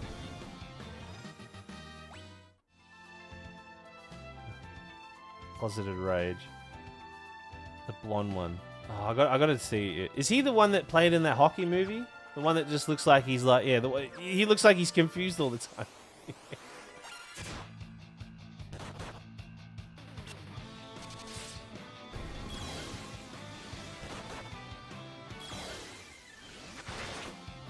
You know, you really used to like Kevin Spacey, not Kevin Spacey. Who's the dude? I think it's Kevin Spacey. Who's the dude who played John Dutton in Yellowstone? Is it Kevin Spacey? Not Kevin Spacey. That's fucking. Oh, who am I thinking of? Kevin Costner. I really used to like Kevin Costner until all that shit came out about him. From all the trouble they had on the set of Yellowstone. And he allegedly, he did this whole thing where he left Yellowstone, where he said, I'm going to go be in movies because movies are the future, and that's true Hollywood. And he did that movie Horizon, and it fucking flopped. Apparently. Field of Dreams. I thought he was a really good actor. I mean, he is a good actor. I mean, you could be a piece of shit, right, and still be a good actor.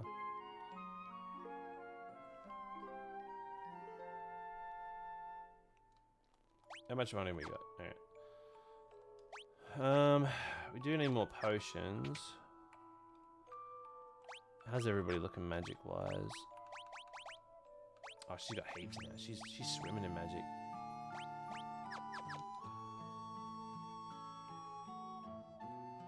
Surprised Richard Gere hasn't. Richard Gere.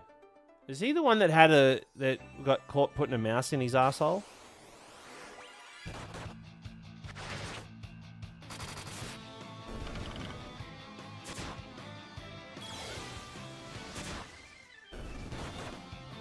Kevin Spacey is a really good example of someone who's a good actor and a huge piece of shit.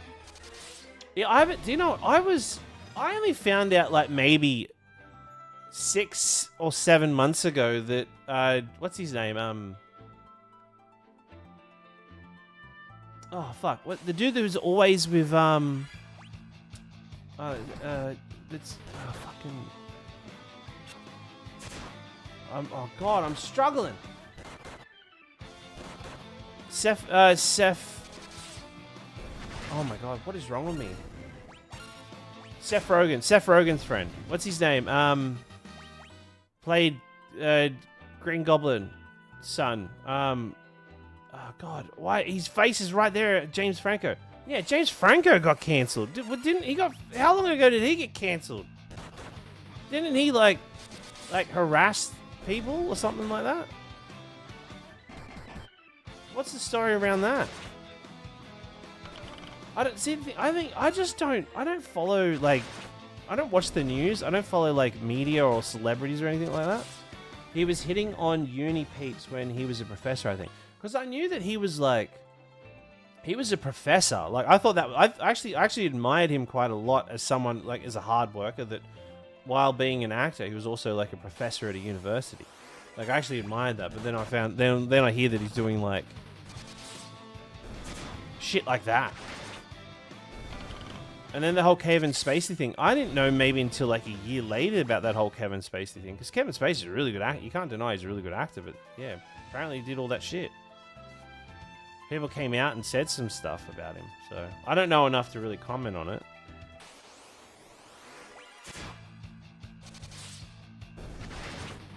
Yeah. It's wild. Absolutely wild. Why do these things look like flying fleshlights with arms and wings and teeth? How much money? Okay, we got enough money. Alright. Alright, we can progress.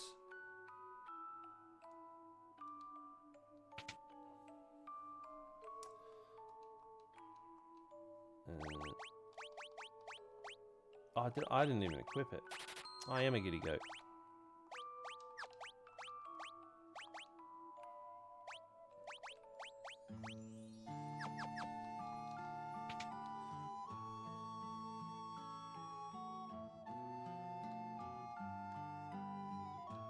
Oh, so his character died off between like episodes, did that? Like between seasons. That's crazy. Yeah, I had no idea.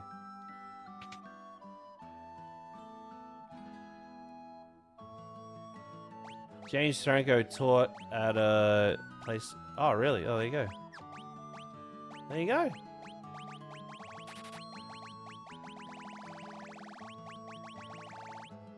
The more you know.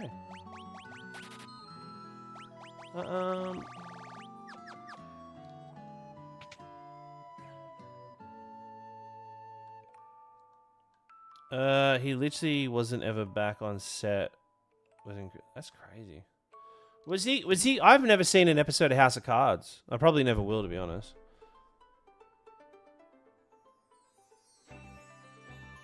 Wait. Hot take. The only reason James Franco got cancer is because he was Amber Heard's drug dealer. Is that the thing? Is that true? Who's Amber Heard? Oh, that's the whole John. Do you know what pissed me off so much about this Johnny Depp and Amber Heard shit? When, right, just a little skirmish, you know, happening over, overseas, the war, the Russia and Ukraine stuff going on, like that started happening, right? Really started blowing up, and then all of a sudden, that was completely overshadowed by the whole Amber Heard and Johnny Depp thing. I don't give a fuck about Amber Heard and Johnny Depp. Like, what? Like, something like terrible is happening overseas, which honestly, all eyes should have been on. And everyone just, this divorce settlement between these two people.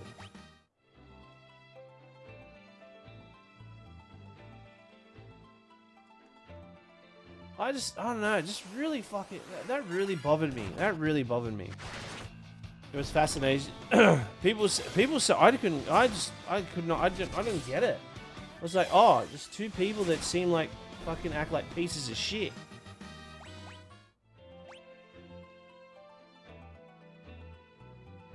Oh wait, what am I doing? Oh, that's right. We got to get items. All right, then we can progress. Yeah, it just felt like it was just a huge distraction from everything happening in Ukraine, you know? I remember years ago, right, when the whole, like, anytime fucking Paris Hilton farted, like, it was, like, the biggest news in the world. Hey, Pickle Mick. How are you, mate? Pickle Mike, I mean. Okay,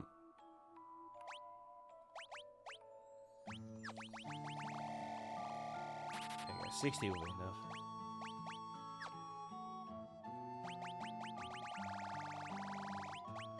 I might sell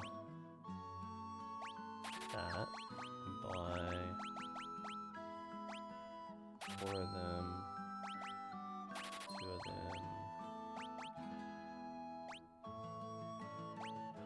Shrinks and unshrinks target.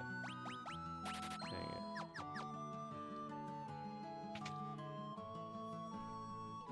Oh, okay. Yeah, to play, play devil's advocate here. I'll just play the other side of the fence. Yeah, some of the shit that came out of that thing was hilarious, but I don't know. It still bothered me.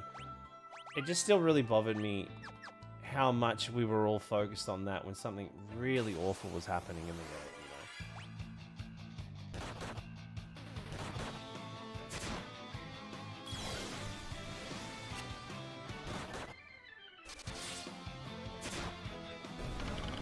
I knew I was at home playing like Diablo 4.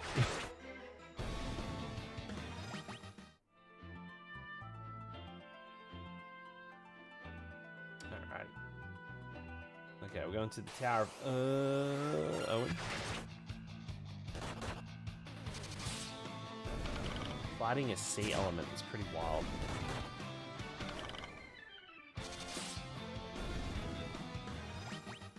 Oh, yeah, I mean, they probably did say, oh, we can't have everybody doing doom and gloom. We need everybody to go, oh, look at this shiny thing over here.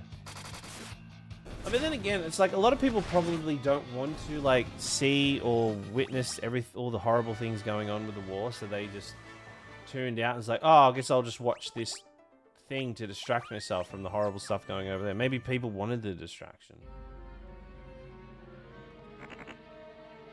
Okay, so we got to do this thing, right, chat? We got to turn into a frog.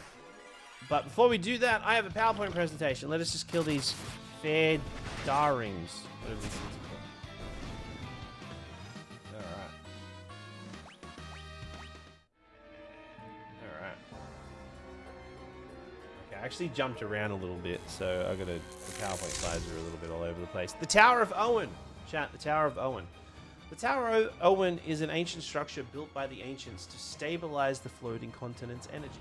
So we actually learn back in the ancient village that we are in a... the continent we're on is a floating continent. It's like above the world. Okay? And this thing is literally the thing powering it. Okay, this is a little bit of a spoiler, but we're going to go ahead of it. When Medusa, the servant of Xanthi, sabotages the tower, Dash sacrifice... Okay, this is a very... Do you know what I might do? I might not... We might read this a little bit up. I feel like I'm just straight spoiling it for those that don't know.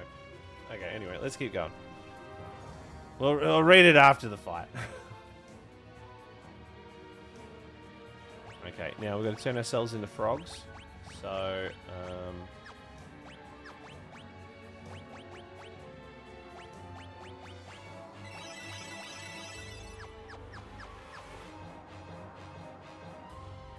okay, we're frogs now.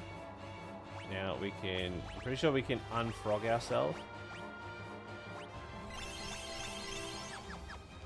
And we can progress.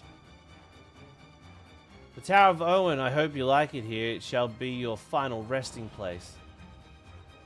This place looks familiar. Now, this guy who has amnesia is clearly starting to recognize the place. Now, we're coming from a world right now. This is where I want you to start really kind of taking in. If you're kind of getting into the story and whatnot of this game, have a look around. Notice that we're starting to see technology. You know, we haven't really seen technology throughout this game. A lot of it's been like, you know, medieval, you know, people living in fucking straw huts. But we're seeing technology, and we're learning that we're on a floating continent being powered by this tower here. And we know the ancients used a lot of powerful technology to, like, kind of lift the continent. And they actually did this to, like, lift the continent up to kind of, like, take it away from the horrors of what's down below. And I won't tell... For those that haven't played this before, I won't spoil it for you. There's obviously something terrible that's happened down below.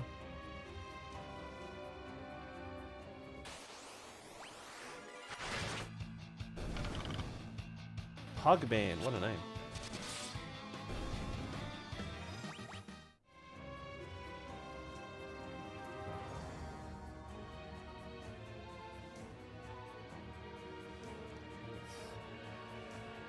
He. Wait, I remember. I'm an ancient. Now what? Say what? Wait, that's a shock feed. Oh, my chat. What? Josh is an ancient. He just realized he's an ancient.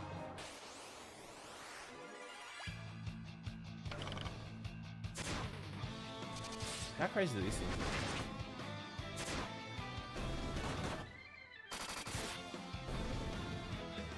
Yeah, how you been, Leanne? How was your day? You're back at, like, you've been obviously back at work. Oh.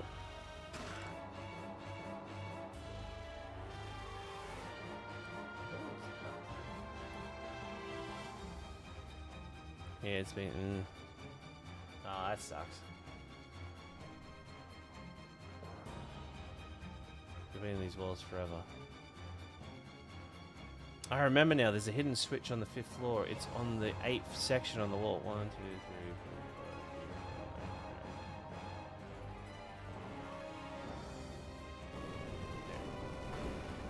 Okay, I was on the wrong. Wait. 1, 2, 3, 4, 5, 6, 7. That's 7!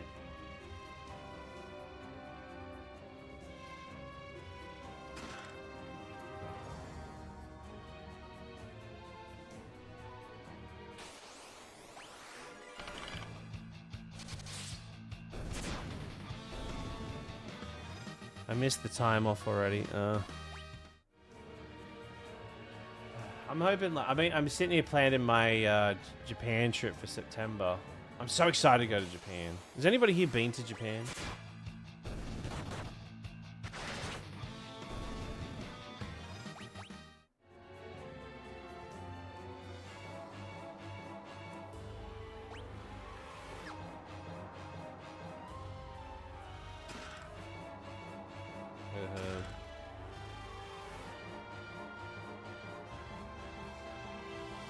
You have fun, but bring lots of cash on hand and in case cards don't work. Yeah, really?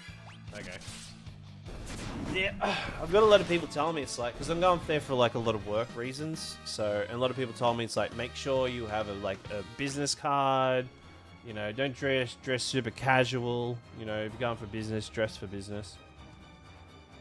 Which is crazy because I don't have business clothes. I have like me clothes.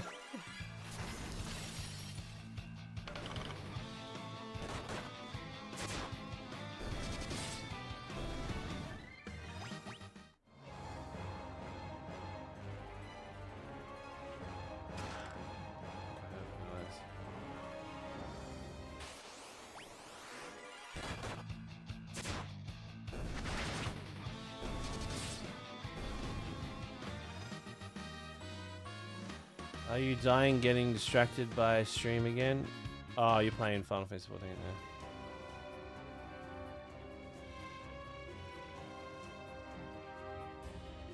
Also, I might be doing an offline. I don't know if I'll be streaming tomorrow night. Tomorrow night might be a promptu stream. If I do stream tomorrow night, it's going to be Final Fantasy XIV. So I guess if you want to know if I'm streaming, just keep an eye on YouTube if I set a timer. But if I do stream tomorrow night, it'll be Final Fantasy 14. But in saying that, it will Thursday will be Final Fantasy 14. Are you fucking kidding me? Did I just, after doing everything I did to get... As business cards are good to have, you should also continue downloading the line app for communications with Japanese people if you need to. Dress for meetings, impress. A lot of people told me don't wear shorts. Wear long pants, like long sleeve pants. Wear long sleeve pants. Okay, chat. Okay, let's lock in. There's going to be a story moment here. This is where we first learn of the character Zandy. I, Medusa, will destroy this tower in the name of Zandy. The continent will plummet from the sky, from this place in the skies. Hee hee hee. You will not interfere. Now, duh, you piece of shit. Pretty cool looking character, though. Actually, give me one sec, chat.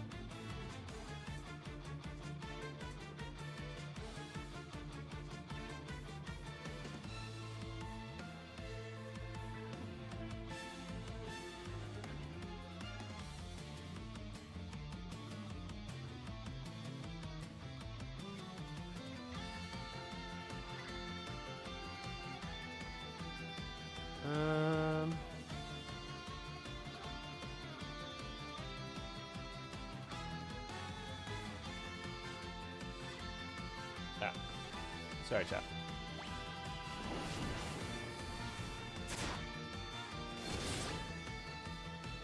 That was a good hit. Trying to get the gauge on how strong she is. Attack, magic,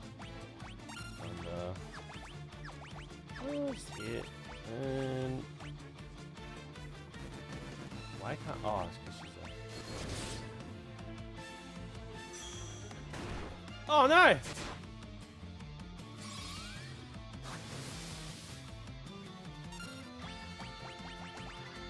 We have a, oh, I've got one gold needle.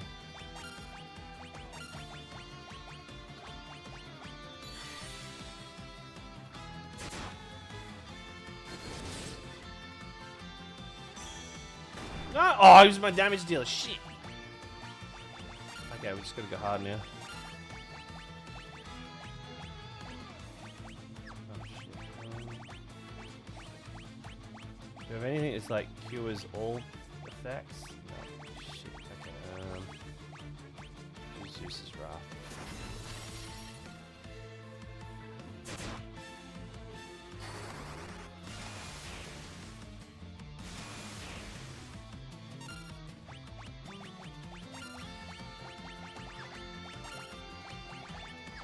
Maybe bomb fragment. What's the item Zeus's Wrath do? Oh, I just did it. Lightning. Oh, thank God. We might be in a little shit here. Let's try Archie. Oh, there we go. Now we're good. We're good. We're the goat. Bah, bah, I'm the goat. What the fuck am I on about? Yeah. Alright, okay. This is pretty wild what's gonna happen here. The flames lick and flare wildly. An explosion looks imminent. No, don't go near it. I remember now. I'm one of the remaining ancients, the watchman of this tower. I was supposed to awaken if something happened to the tower, but I was asleep for so long my memories were scrambled, and when I woke I forgot my purpose. This doesn't look good. I think I know how to stabilize the flames, but I can only do it from inside the reactor. I have no choice. This tower is the only thing keeping the continent afloat. If it blows, it will fall out of the sky. This is farewell. Thanks for all your help. Dash, stop, you'll die. This is my destiny. Don't worry. Once I repair the furnace, the whirlpool should stop as well. Then you can search for the Dwarven Islands. There you'll find the fire crystal. Once I'm in, I'll warp you all outside. It's been a blast. Literally. Now here I go. See ya. Boom. Dash. Doesn't explain why he needed to jump into the furnace. Over on 07. 07 Dash. One of the greatest characters we've ever met so far. Possibly one of the best characters that ever followed us around. Up to this point.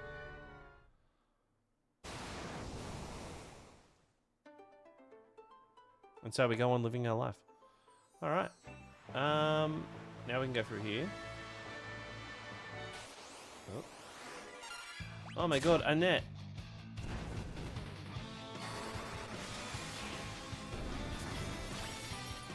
Oh god, I just wasted an article.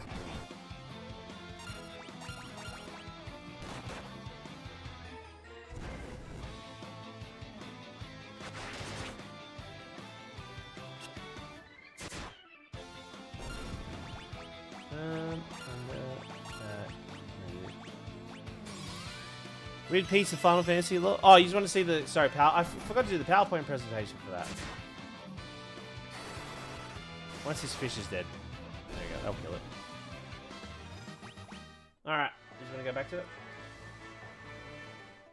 Alright, let's go to it. Alright, chat. Okay, the Tower of Owen. Now, the reason why I skipped it was because it was very, very spoilerish. Alright. Okay. The Tower of Owen is an ancient structure built by the ancients to stabilize the floating continent. When Medusa, servant of Xandi, sabotages the tower, Desh sacrifices himself by plunging into the furnace to restore its power and save the continent from destruction. It's kind of a weird job, you know. The Tower of Owen marks one of the game's first major emotional moments, revealing Dash's true identity and highlighting the sacrifice made to protect the world's balance. Like I said, chat, this game's all about balance, literally.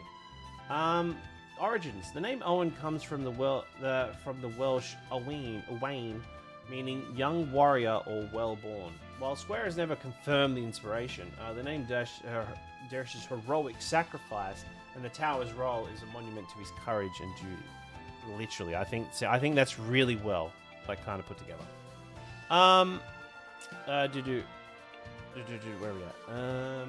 Okay, the tower was originally built by the ancients to regulate the floating energy. So, which I find it weird because this tower is not exactly in the center of the whole map. It's kind of like on the upper middle, but it would have made more sense if it was like perfectly in the middle. You know. Dash's sacrifice is one of the earliest emotional turning points in Final Fantasy III. If not the only one, honestly, when we think about it, kind of moving forward. Oh, there is one a little bit later with Yune and Doga. In the DS remake, Dash is later revived. Is later revealed to have survived the fall, unlike what players initially believed. Wow, isn't that crazy? Well, let's talk about him. We haven't. The reason why I didn't talk about him is because I wanted this whole thing. Because obviously we're going to spoil it a little bit. Dash is one of the last surviving ancients, suffering from amnesia when he first meets the Warriors of Light after recovering his memories in the Tower of Owen. He sacrifices himself to restore the power to save the floating continent, revealing his true heroic nature. Dash connects the heroes with the lost civilization of the ancients and demonstrates that preserving the world's balance sometimes requires great personal sacrifice. Wow, that's crazy. Dash, or Des, is a Romanish or Romanian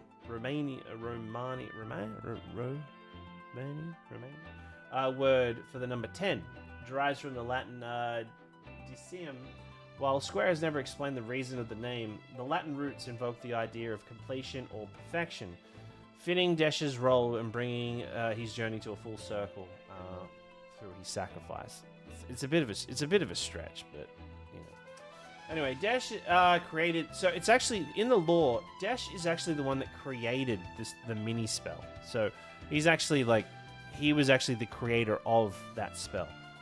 And I'll deep dive into that a little bit later in the game. That's actually referring to it. Players originally believed he died in the Tower of Owen, but in the DS remake, he survives. He's designed by Yukitaka Amano, closely resembles the unnamed warrior featured in the original Final Fantasy III's promotional artwork. So there is a character that looks very similar to... I should have actually added that artwork in there, but the promotional artwork shows someone who's very similar, design, but their outfit's slightly different. But he has that kind of little ponytail thing going on. But anyway, where are we going to? So we're going to be heading to the Fire Crystal now. Anyway, so It's we'll touch on that a little bit. But anyway, chat, round of applause. Wow, what a great PowerPoint presentation. That's crazy. Chat, let's hear it for me. All right. Okay, let's keep going.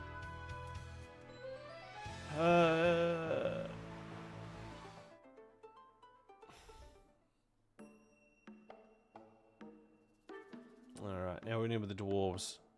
I think they have... Yeah, thank God. I was going to say, I hope we can actually revive ourselves here. Because we might be up shit creek.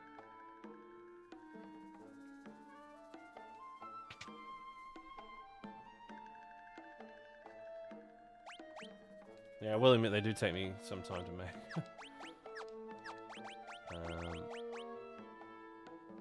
Trifling. I don't know what this is. A slender sword with piercing. I think that's for the... These are crap, so I'm gonna get rid of them. Serpent sword.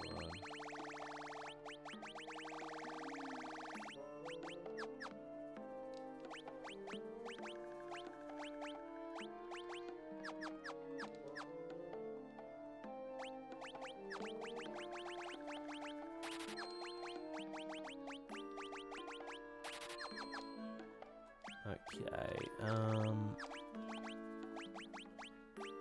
where is it? Golden Needle. And rest up. Cool. I feel like I'm back in primary school with my legs crossed on the floor while listening to these PowerPoint. Fun memories. I know, it's like, PowerPoint presentations are boring as fuck. Unless it's about something you're really interested in.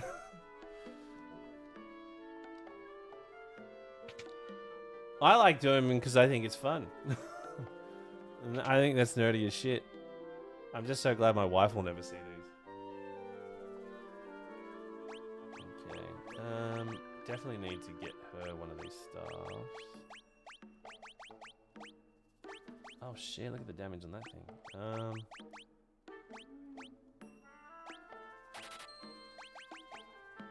don't think we need that.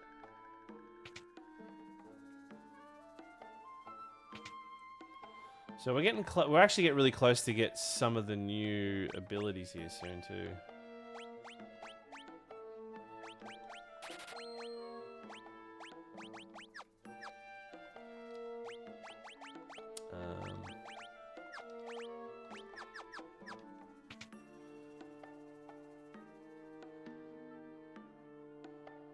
You bet I soft launched the PP on my wife for feedback. Okay.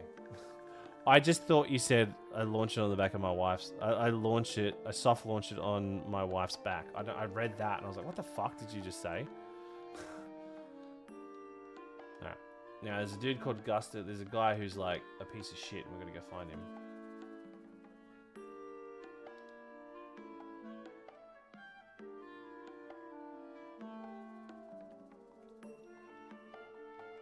Oh, we gotta do the frog thing again. Damn it! Alright, gotta go do the frog thing. I soft launched the PowerPoint onto my wife's back. Maybe I did.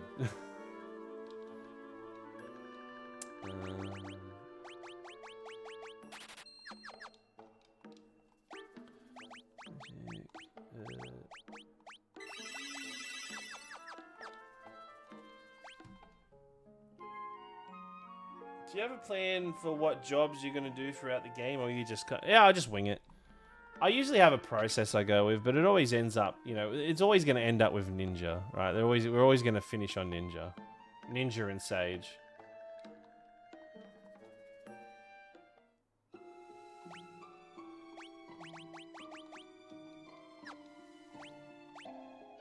Did I just waste that bread?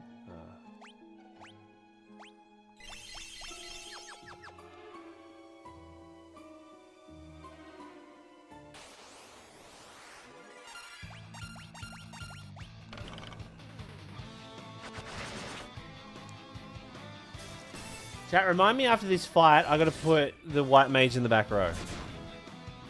Richard Morgan. Hey, smug chipmunk, how are ya? Good seeing you.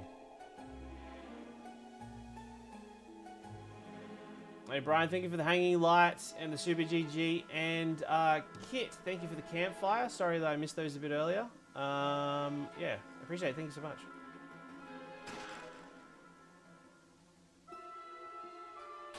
Oh, I'm gonna put the white mage in the back. Why did no one tell me?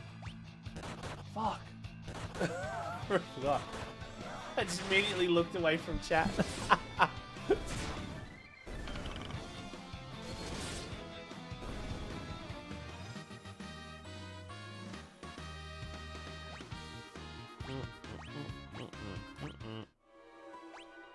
I'm gonna put the mage in the back row.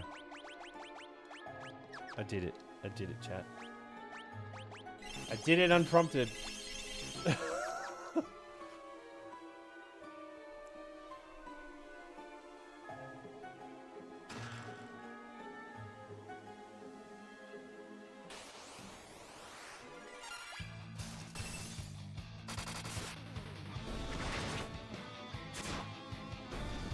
Good day after a long weekend, so you know how much it always is. Hell yeah.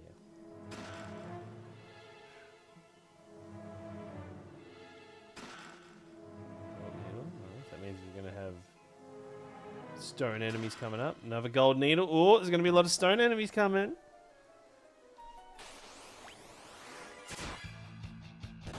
Jesus Christ. You reckon these two things are friends? Or were friends?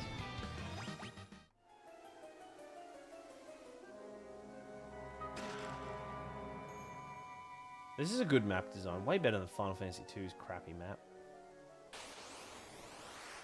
How cool's like the background in this as well? It's like a really nice... Just nice colouring. I think they did a really good job.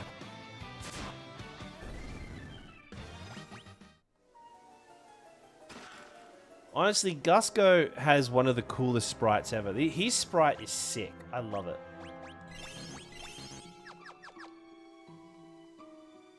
Ah, stay back. Get away from the horn if you want to keep living. Now, this guy's crazy. He's like, it looks like he's also getting attacked by a snake, and he's got like his dick out. So this dude, there's not much lore around this guy. This guy is pretty much a servant of Zandy. And that's honestly, that's about it. That's all I really got on him.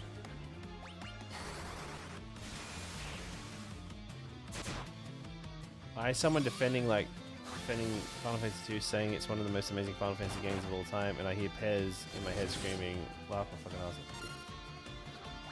If someone said to me, right, if someone walked up to me and said that, hey, did you know that I really like Final Fantasy II? I would already be walking away. You could hear, honestly, in neck break speed, how fast I would be turning around in the other direction. Because in my mind, I'm like, this person's insane. This person's a crazy person. And I should not associate with a fucking insane person like this. I need to get the hell away from them before they hurt me or my family. Believe that. We just smoked that dude, by the way. I just smoked that guy. That was a really good fight. I wasn't even paying attention. We just rocked that dude's world.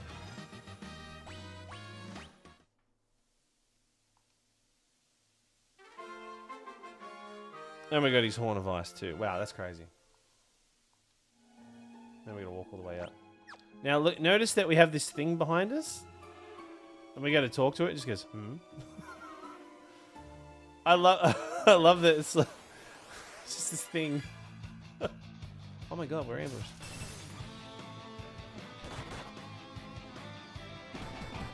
What if Ken says he loves Final Fantasy II? Look, have you seen the games Ken plays? Alright? I wouldn't be surprised if Ken likes Final Fantasy II. Hello, Doob. How are you? Welcome in.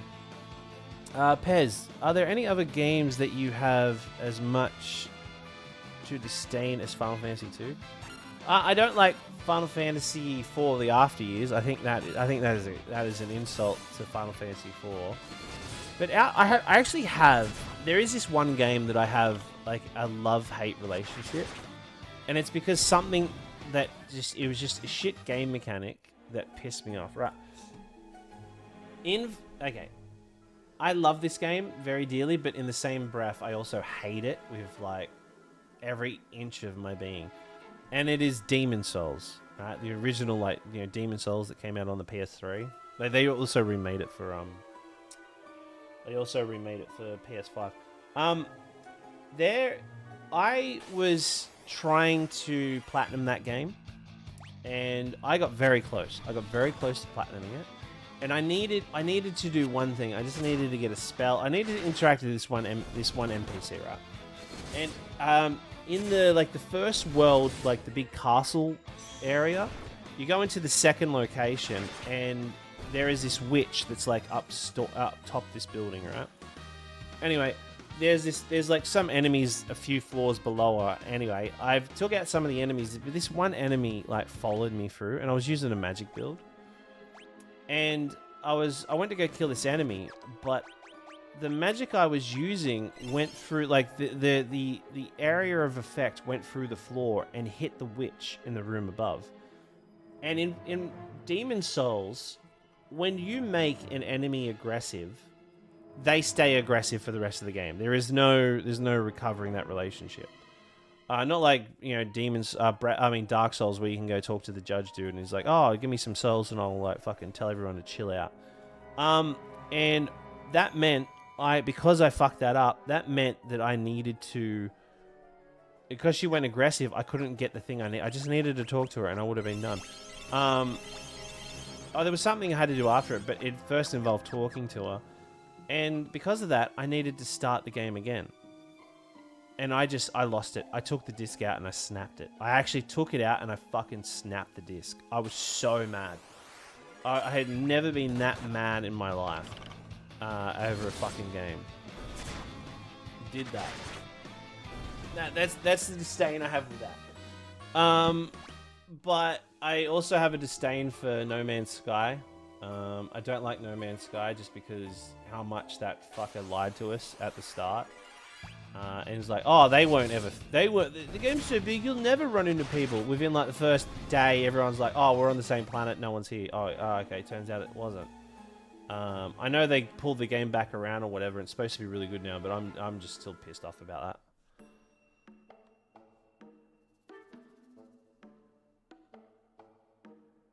So guys, get ready for the biggest shock. This game's going to give us the biggest shock of all time. Ready?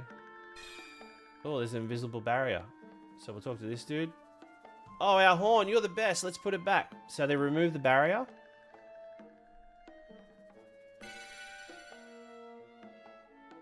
Okay, so remove the barrier. We put the horn down. Ready? Chat, get ready for it. Ha ha ha, you fools didn't even notice me hiding in your shadow. Now both the horns are mine. Oh, what?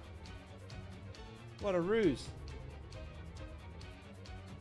With both the horns in my possession, I will extinguish any flame. Exclaim, the tunnel to the crystal possesses no obstacle for me now. The power of the fire crystal belongs to me, Gusto the Great. It's all mine. No, he's gone. I bet that lowlife is heading for the mountains to the north. Please, you gotta go get the horn back. I'm gonna get the horn back.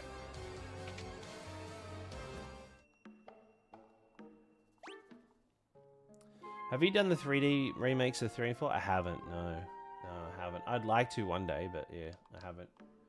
Maybe the next time I do this marathon, when I said that I totally won't do it again, maybe I do. Maybe I'll do it that way. Who knows? Alright. How much money was that? Oh, we're swimming in cash. Lally ho, lally ho. Oh, we got our first sets of lally hoes too, by the way. Lally ho, chat. Mermaid. I know we're murdering these mermaids, but they attacked us. I suppose it's not murder if you defend yourself, right?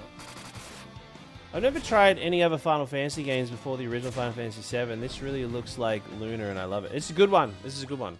This is a good one. Final Fantasy III is like, in my opinion, where they got it right. Oh, by the way, they got chocobos here.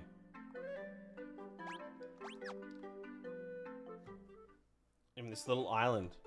Ah, oh, damn it! I walked into it by mistake.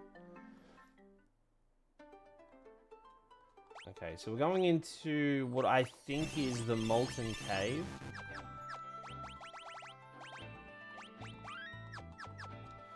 I probably need to find a ROM of this somewhere. Oh, it's just literally just it's on Steam.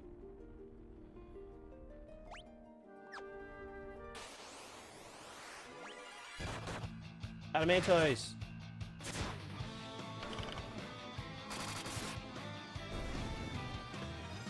Absolutely ready. 3 years onwards are all bang. Yeah, this game's a banger. This game's an absolute banger.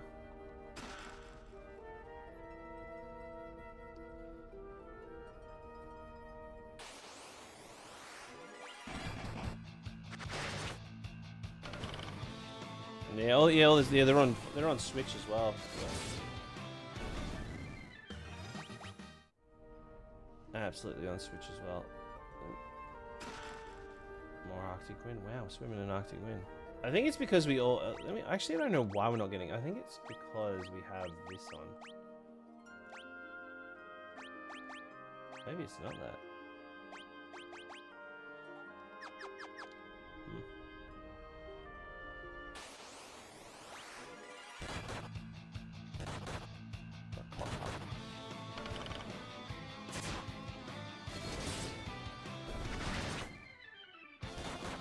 I don't think I've ever seen this enemy before.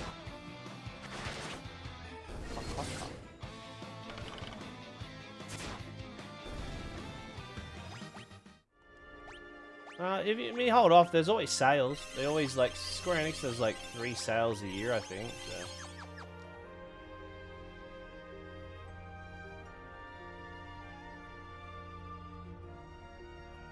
Oh shit! I didn't mean to go so fast.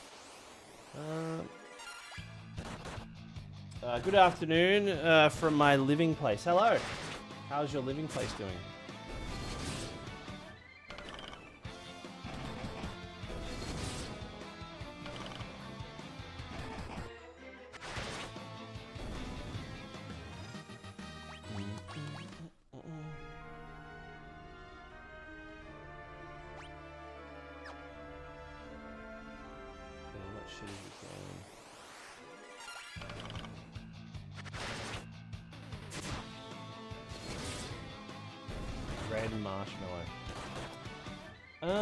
They had their summer sale and it was a deep sale. Hope they fall again soon.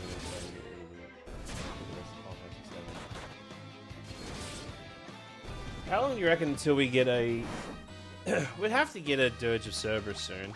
Like a remaster of Dirge of Cerberus. It's gotta be close. Or a Shadow Hearts. A Shadow Hearts has gotta be close. Freezing Blade. Do you know what's got to be coming close soon? Wow, when we hit that sub goal of 300 and unlock the thingamajig. What's it called? The Job Festiva.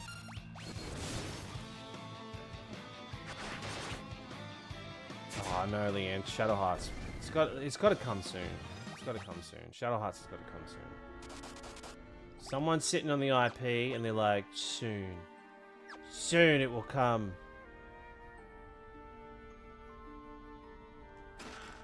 Everybody needs to experience. That's such a tease. YouTube Saturn, thank you so much. Chat, let's get some love. Brand new subby poo as well, thank you. Bloody appreciate it.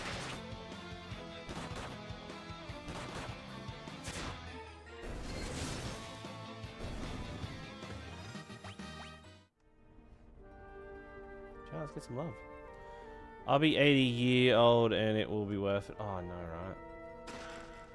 I know. I was so bummed when my version wasn't working and it kept freezing.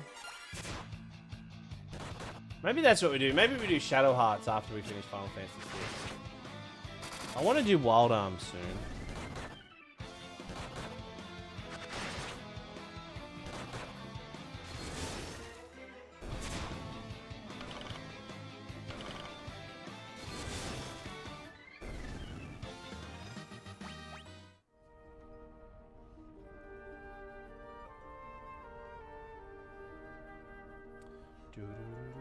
Wild Arms is cool, yeah. Wild Arms is a banger.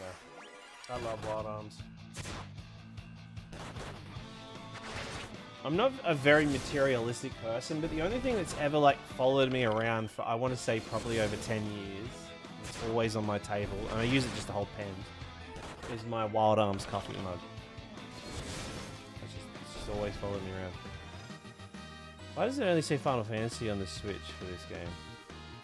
Well, there is a Final Fantasy, unless it's the Final Fantasy collection, like it'll have the whole pack. But you can buy them separately. And also, surprisingly, they don't actually ask me these things when they put them on the store, which they should. I'm pretty sure there's like, yeah, this fucking oddly shaped rock.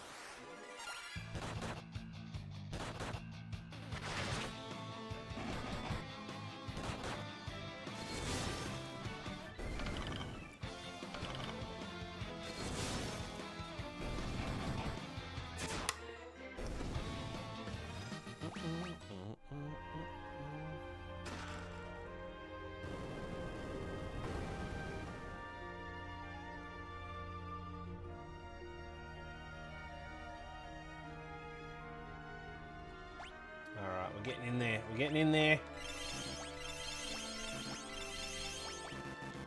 Ready? We're gonna fight Barney, chat. Ha ha ha! With the power of fire crystal coursing through me, I'm unstoppable.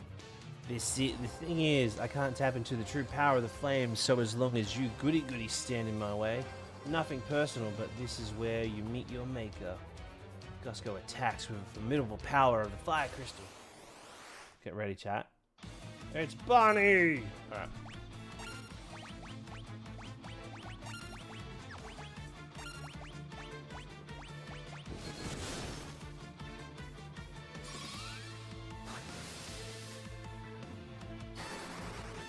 Pretty sure this thing hits really hard too. Oh yeah, holy shit.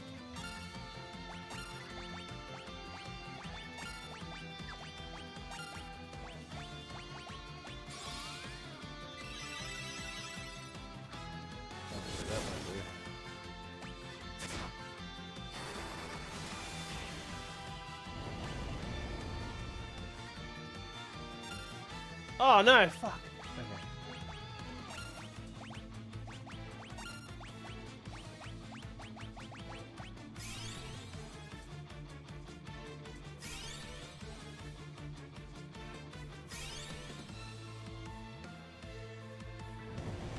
Pretty sure all he does is flames.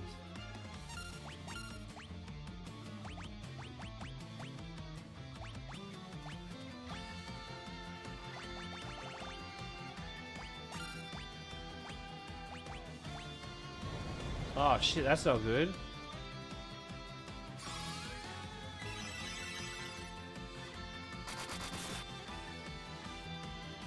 That was a good hit.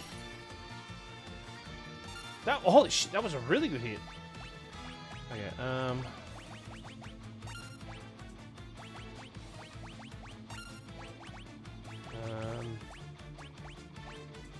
we're dead.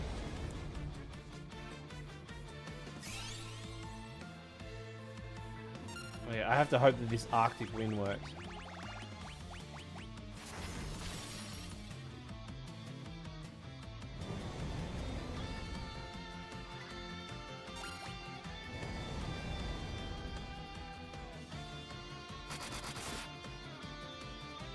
Oh my god! Holy shit! Holy fuck!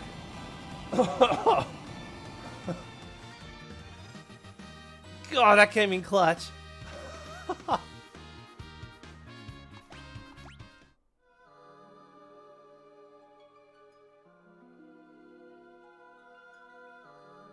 Alright, let's go get our new jobs. Warriors of light, I bestow upon thee the power of light kindled within the flames.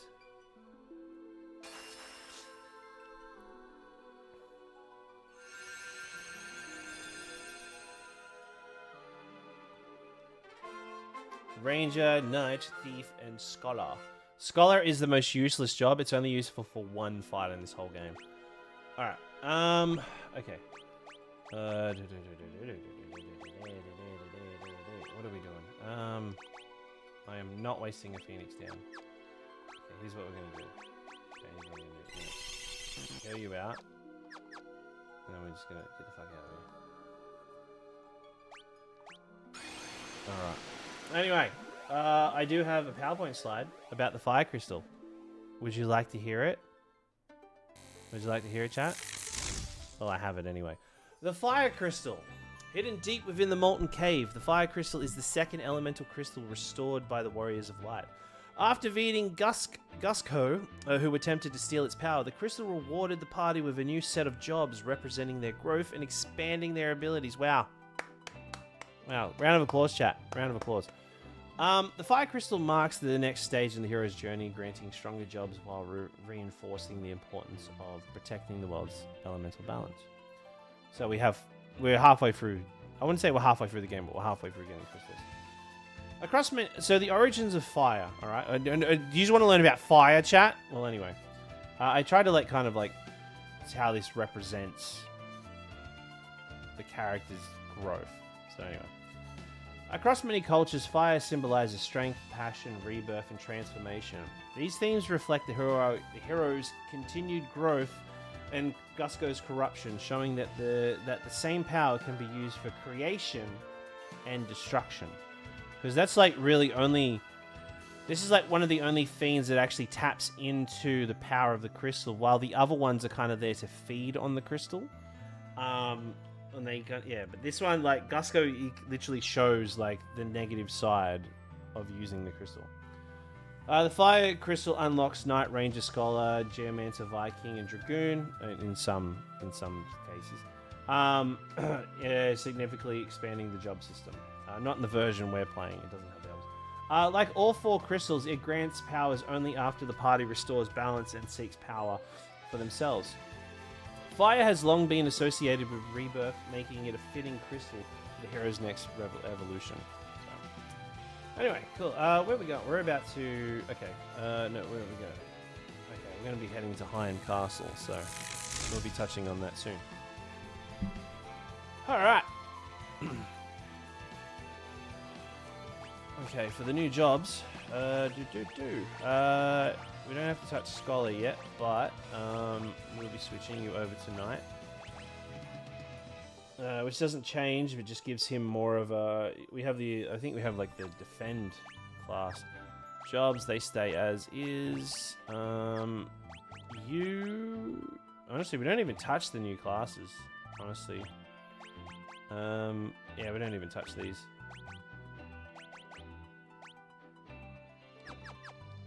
I'll leave it as is. They're kind of shit classes, to be honest. Alright. Who's this guy? Oh. Warriors of Light, you have to help us. What happened? Cool. My beloved home had nothing left to plunder, so they're putting it to the torch. Please, you have to save them. Highen has changed these weaknesses on the whim. However, a scholar would be able to see through his tricks. Gurk. What the fuck? I don't understand. I never understood that. What? That was weird. Ah, the horns are back. Okay, yeah, the horns just happened to come back too. We didn't actually put them down there. Alright. Actually, we got to revive the party. Mr. Teacher will inform us of important yet. No, I'm glad you guys do like it all. I do put a lot of time and effort into them, so... As long as you guys get something out of it, and you enjoy it, and you're like, you know what? I'll drop Pez a follow, and that's all that matters.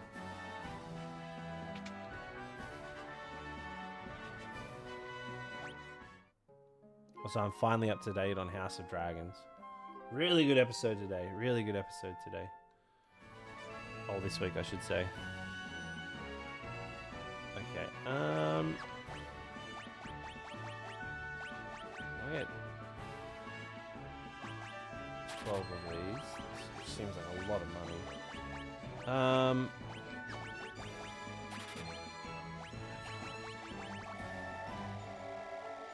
Thank you.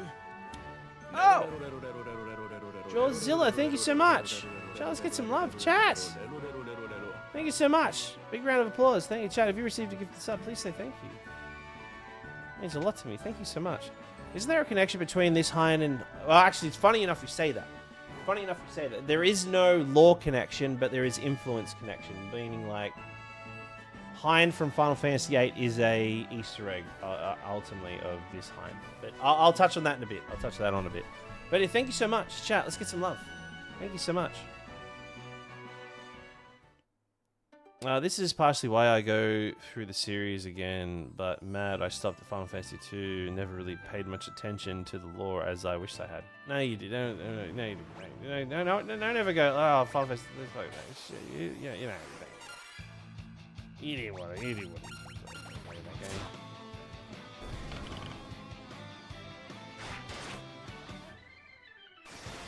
How cool does Squish look right now as the knight? It's pretty heroic. Oh, sick attack. Yeah, Hein's actually a character in this game, but it's not. It's got nothing to do with the Hein from Final Fantasy VIII. The Hein in this is just a sorceress that was like a court magician who was actually secretly a minion of Xandy. That's just it. And his ability has the ability to change his element, and that's it. So Hein on the other one was Hein from Final Fantasy VIII is a powerful being that has incredible abilities of creation and deletion and stuff like that, but he has limited power. That he went on and killed all the monsters on Earth and sent the rest of them back to the moon. Then he got so tired that he's like, oh, I'm really tired. I'm going to create humans to like reshape the land and get rid of this big mountain in the way. So he sends the humans off to do their thing. He falls asleep. The humans get rid of the mountain really quickly, and they're like, oh, what else do we do? Oh, let's just fuck. And so they fuck. And they reproduce, and there's fucking heaps of them. He wakes up, he's like, oh, cool, you done? Wait, who are all these people? And they're like, oh, these are our kids. You want to meet our kids? He's like, not entirely. I'm just going to burn the kids and the old people off, if you don't mind. So then I'll just keep the strong ones, and you guys can get back to work. And the humans were like, fucking what? And so the humans went to war against Hein, but eventually overpowered him by sheer numbers. And Hein's like, well, okay, I'll tell you what. Let me give you half my power, and we'll call it even. And the humans are like, yeah, say less. I know you killed our kids and whatnot and elderly, but you know, whatever. Let's say less. You can, yeah, that's fine with us. But then all the humans were like, well, who should have it? So then all the humans went to war against each other, and then this king, who was so strong, so not strong, a king that had so many. Pretty much, it was essentially a conqueror. He conquered the whole world. So everybody's like, okay, this dude conquered the world. He gets the other party. He gets the other half of Hein. So he gets the other half of Hein, and then nothing was happening. They're like, what the fuck's going on? So they bring in everybody that knows anything about this sort of stuff. But then this old sage comes along, and he's like, yeah, you've just got some dead skin. Like, this isn't the body of Hein. He just shed his skin like a snake and gave you the carcass. So then the king's like, okay, Hein is kill on sight. If we ever see an Hein, he's fucking dead. So humans hate Hein forever. But Hein never is ever seen again. But when he leaves, just shortly after he leaves, these individuals called sorceresses start appearing. And they believe that Hein hid his power amongst all these women. And every now and then, when a woman dies, the power gets transferred to the next worthy, or if no worthy, the nearest female. And that's how Hein goes on to live. That's where the power of the sorceresses come from. So, yeah, that's the story of Hein.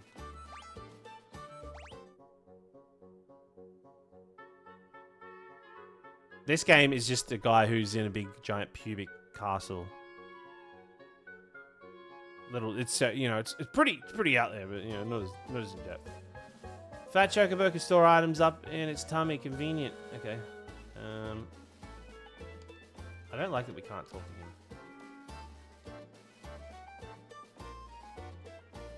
I think this is the Fat Chocobo. Oh no.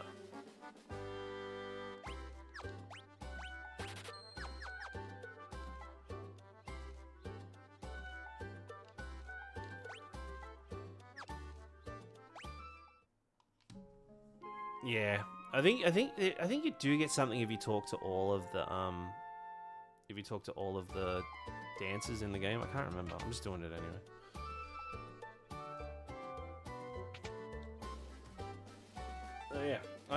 Yeah, I guess you guys might have seen my video where I do a lore breakdown on it.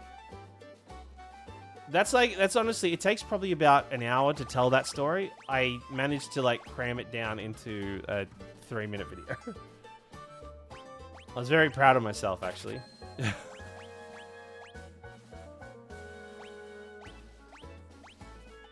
Mini.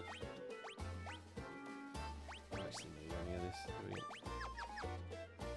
Where do you find such lore? I'd love to read up on it. In the game. It's all in the game.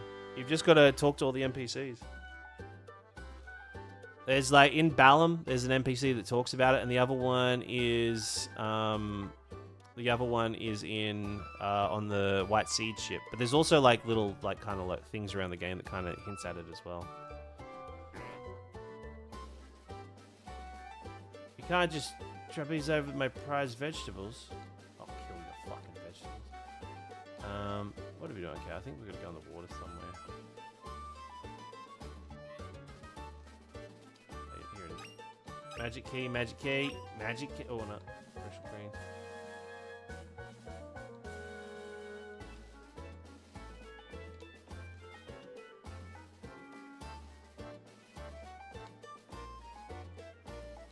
There's a way into this water, I just can't remember where. Shape. Shape. Shape. I tend to this flock. Hey now, I told you not to go over there.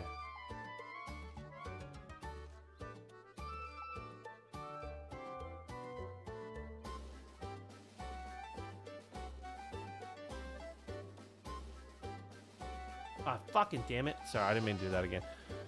Do you have a favorite NPC in any Final Fantasy? Yeah, Chadley's pretty cool. No, favorite NPC. There's this guy in Rocket Town, right? He's on this toilet. NPC, yeah.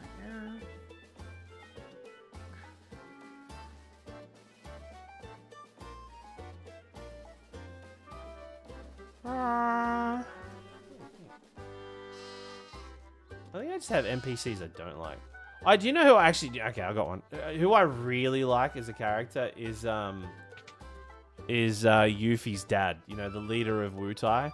He's just like full on... Like, he's full on jumped on the... what do you call it? The... Okay, Wutai is pretty much destroyed, so let's turn it into a holiday location, and he takes people's money that way. I think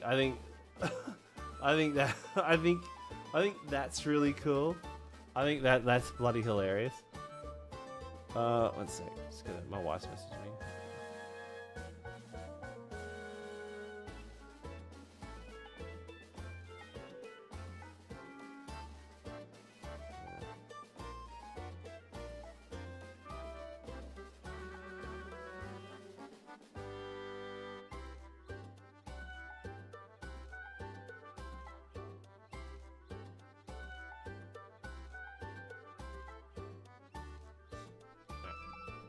Anyway, sorry about that.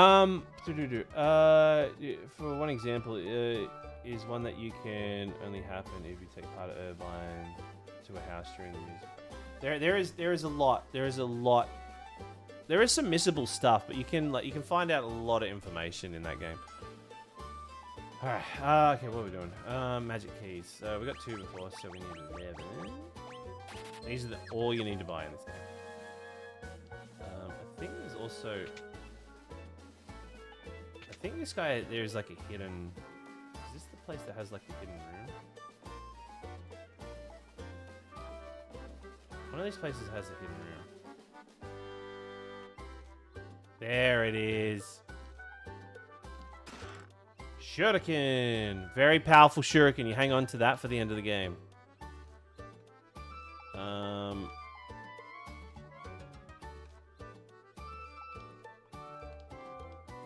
I don't think there's anything else we need in this town. Then we can just go straight back. But yeah, once again, Yeah, Saturn for the sub, and Jawzilla with the 5 gifted. Thank you so much. Bloody appreciate it. What's that put us to? We are... What are we at? 46 subs away. Thank you so much. Alright, where are we going now?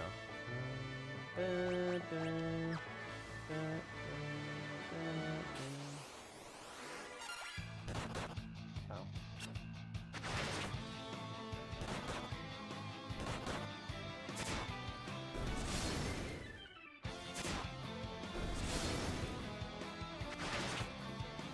Yeah, go for it and play it again. I'm gonna be doing like a really deep as shit PowerPoint presentation for Final Fantasy VIII if we hit the sub goal for it. So I'm excited to show you all that one.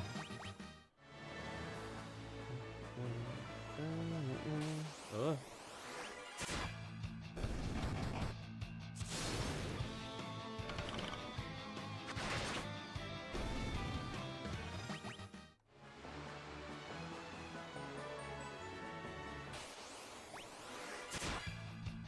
I had someone too message me on Facebook today asking if they could help me build the PowerPoint presentations out. And for a second there, I was like, oh, actually, you know, that'd be not a bad idea because these things take me so fucking long. But another thing is too, a lot of the stuff is in my head.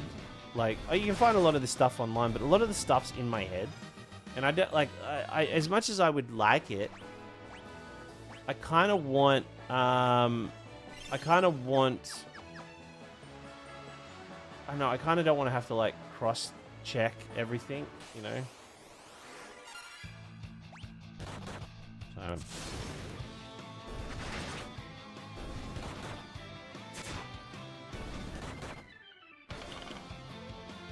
And plus, they got to be as knowledgeable as me, I think, when it comes to it. Which I'm sure there's heaps of people out there that are more knowledgeable about Final Fantasy than I am. Alright, we get to go into the big pubic monster now, chat. Get ready.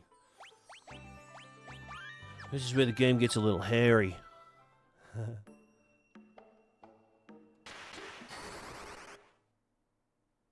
Can't move. There they are. Seize them. Take that and that. We get stabbed. Bring them to Castle. Bring them along. Castle Hein is always in need of fresh servants. Alright, we're servants now. Hello. The traitor Hein has hidden King Agnes's blade, the royal sword, somewhere. Hein managed to gain immense strength, but in change, now he's consumed by an unquenchable thirst for power. Wow, chat, isn't that crazy? Wouldn't you like to learn a little bit more about Castle Hein? Now, I reckon I would. How about we talk about it? Alright. Hein Castle is transformed the living woods. A magical uprooted and shaped it into the floating fortress by the sorcerer Hein. Hidden within the enchanted forest, it serves as Hein's stronghold until the Warriors of Light defeat him. Spoiler alert, chat, we actually get out of here. And restore the forest to its original form. Hein's Castle introduces the game's first magical dungeon, which highlights the destructive effect of Zandy's influence over the natural world. So Hein is a minion of Zandy. Name origins. It is a common German and Dutch name named of Heinrich, or Henry, meaning ruler of home or lord of the household. Ironically, Hein twists the living forest into his own home, ruling it through fear and dark magic. Wow, isn't that crazy, chat? Look at that connection there. Once again, it's proven that the usage of names is a good way to kind of like connect shit together. Anyway, Hein Castle is actually the living woods, transformed by powerful magic. The castle disappears after Hein is defeated, and allowing the forest to return to its normal state. Hein is famous for using barrier shift. Alright, it's literally the only reason why we have this spell. The ability changing elemental weaknesses during battle depends on the game's version. Okay, so we'll kind of lean on that a little bit. Anywho, let us keep going. There's also missable things in this dungeon too. Like, we have to be careful that we don't miss shit in here. Because I have done that before and killed like 100% run before. Well, we're not doing like 100% run, but we're doing like all like story content 100%. I am Argus, ruler of the castle north of the desert, but I can hardly call myself a king when all my subjects are missing. Hind cursed my soldiers, you see, bending them to his will. Blast it all. Like, choking him. He was the most trusted advisor. Cough, cough. Are you right, your majesty? I will be fine. What matters is that you find Hind and defeat him. Okay, there's a little hole here. Maybe we shrink ourselves again. Alright. Magic. Mini. And then we just heal ourselves. There we go. Thank you so much.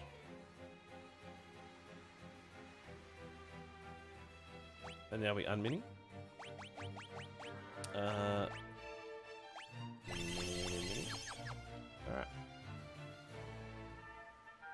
And this is like a giant poo too, so we got like corn in the middle of it. See? Hairy pubic poo. Hey Bradish, hello. Hello, fellow warrior of light. Welcome in. How are ya?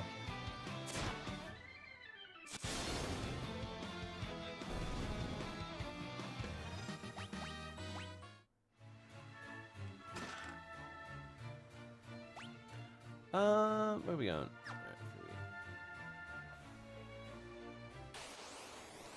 This is, you could kind of call this is kind of like the last dungeon of the floating continent too. And I would say this puts us, once we get off the floating continent, I would say we're about 1/3 of the way through the game. In terms of content wise.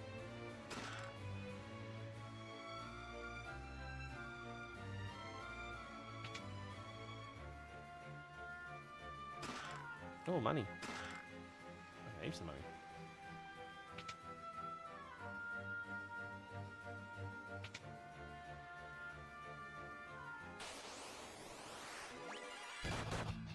Whoa, a headless horse and woman. Notice the horse doesn't even have a head.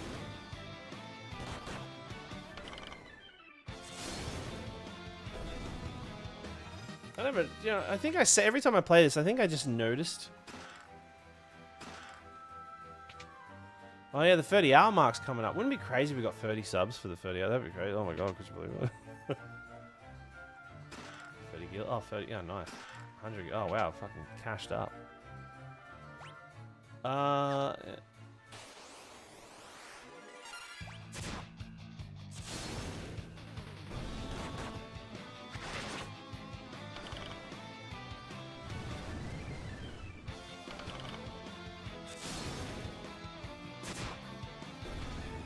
Man, the monk class is so OP. Shit.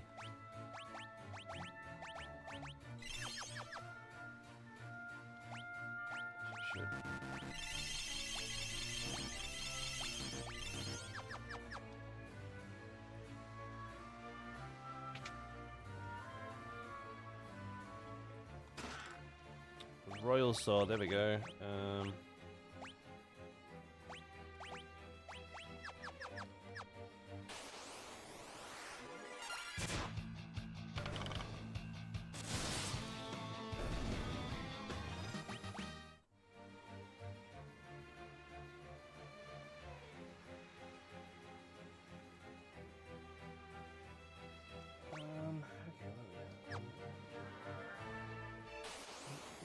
I actually don't know what that yellow crystal is. I don't know if it's just part of the forest that he used. I don't know if like those crystal things are what he's using to control the forest. Oh, another thing too. Don't know if this is like exciting enough to mention, but this castle on a latitude is the highest point that we actually get vertically in the game because this is like floating quite high above the floating continent. I know that's really reaching for things that are kind of exciting. Brian, thank you for the golden game pads. Thank you so much. Ciao, let's go. Thank you so much, Brian. Oh, got another Phoenix down. We have 2 Phoenix down now. Oh, we got Lamia, a recurring Final Fantasy character, which is also the daughter of Marilith, the Fiend of Fire.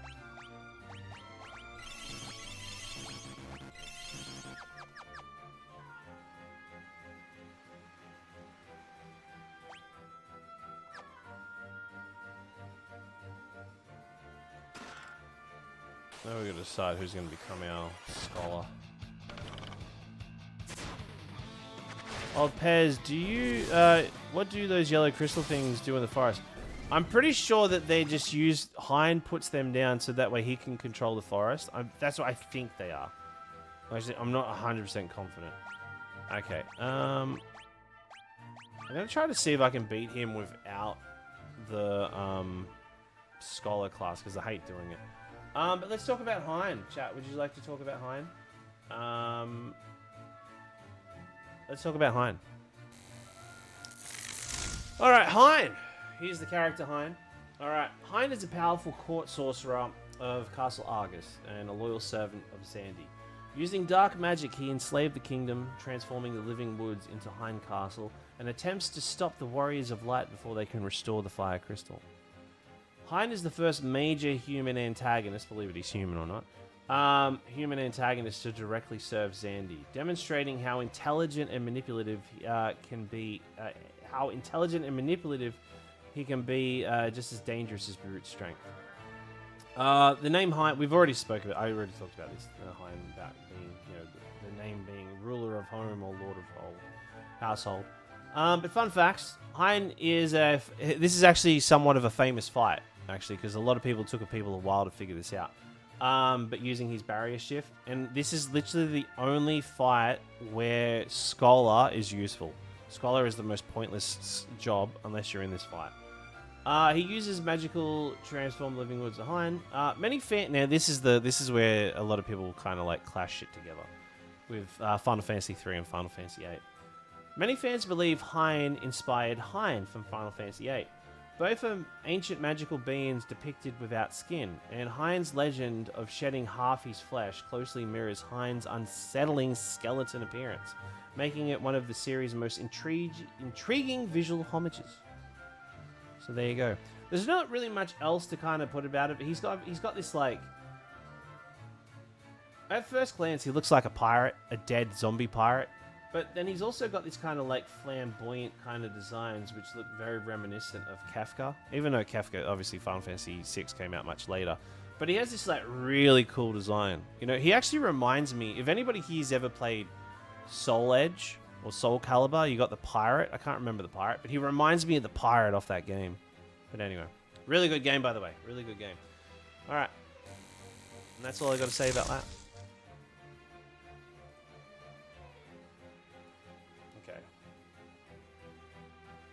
Thank you for the clap. Let's see if I can beat him without the scholar. It's Hind the Mage. His fountain of corruption, dark power is truly spectacular. You can never understand it.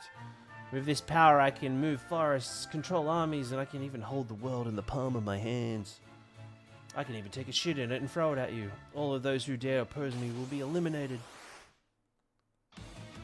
Cool sprite design too, I have to say.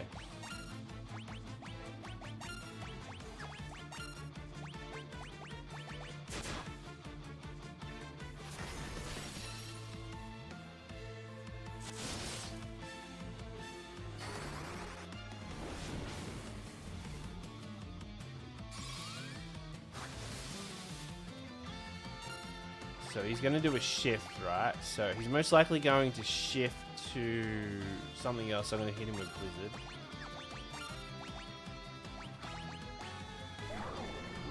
Okay, fuck. That's not what I wanted.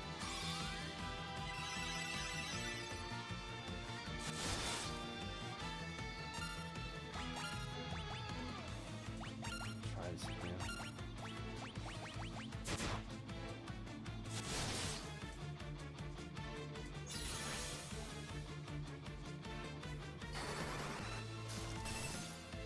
Damn it! Okay, it's ice. Fuck. It's like the one thing I shouldn't have done.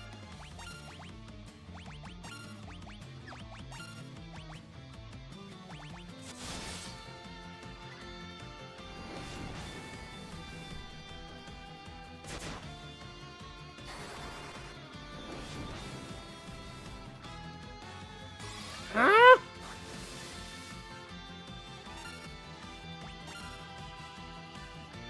What?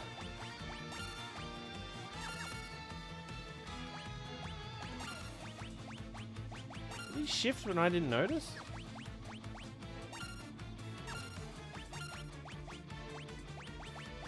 I should have had the Scholar class. I'm an idiot.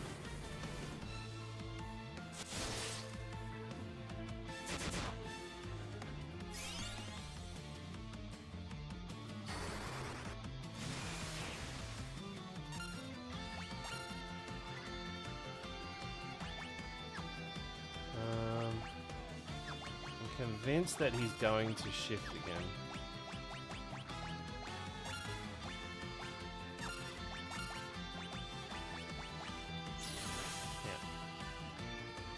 I'm gonna try fire now.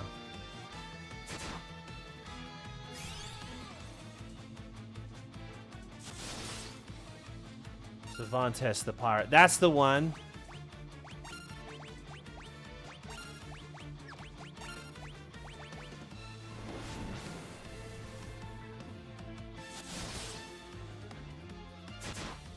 Hey, fingers crossed.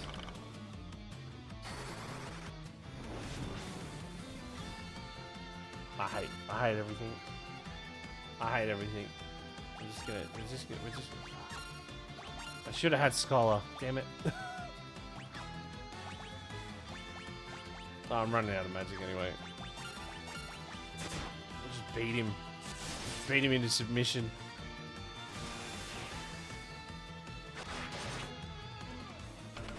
It'll take a little bit longer, but we'll get him.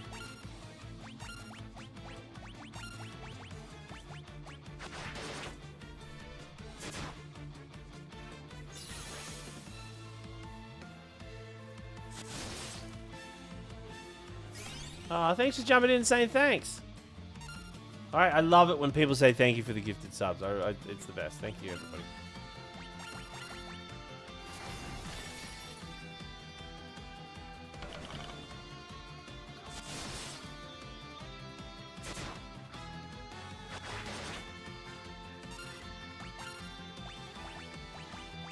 I'm not risking healing him again. I'm just gonna see if we can just beat him with the old muscle.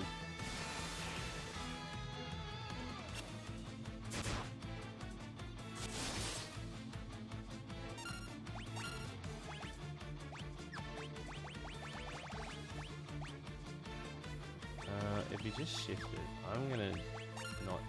No, I'm not gonna speculate. We're just gonna hit him. Gonna punch him. One second.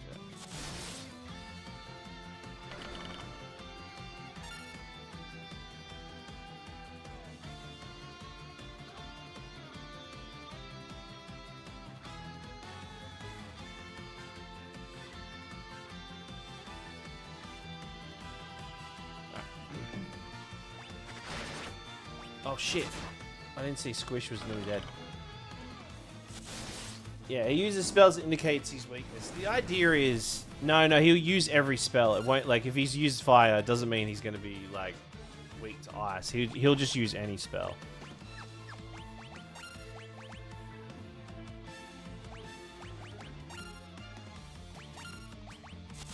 I'm definitely going the long way about this, which is annoying. It's a good battle theme, though. You're right. At least we get to enjoy the battle theme. Like, he's very manageable. I think he, like, spits... Once he gets to the halfway point, I think he, throws out some fucking pretty heavy spells.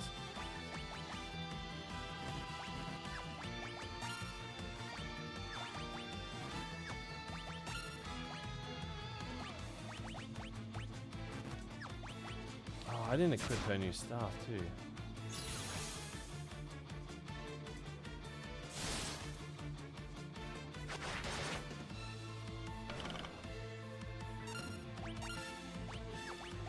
I'm really tempted just to, like, you know, I'm just, you know, this would be a lot quicker if he just kills us. I'm just gonna rush this. I was having kill us. That way I can just redo this.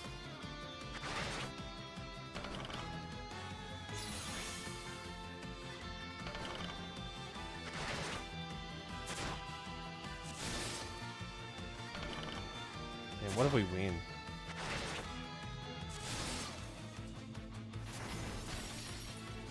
You know, we come too far. I can't. I'm not. You know, I'm not wasting precious.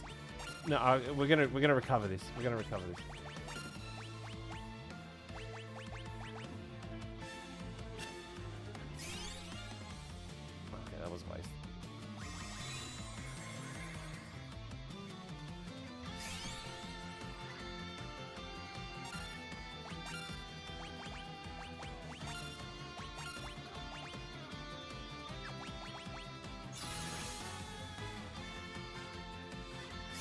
I can do it. We'd be getting close to the half-ish way mark, I reckon.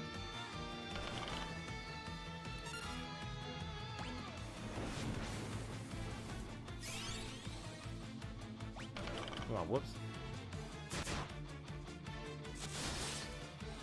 When Squish does more damage and his physical attack, I know he's weak. He'll be weaker to ice just because of how he operates.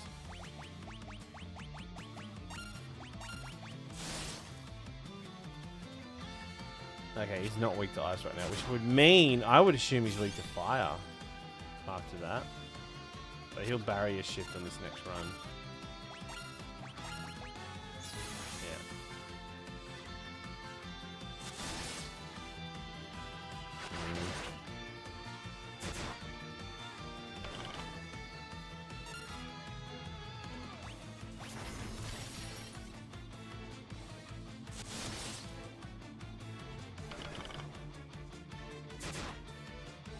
I'll dig deep. All right, I'll do it. I'll do it legit.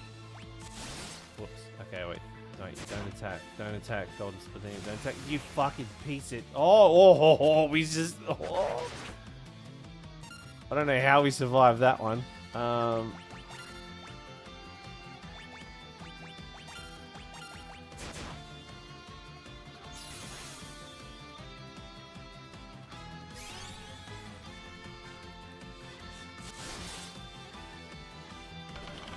Yeah, I feel like I did this the last marathon. I was like, I don't need this scholar ability. It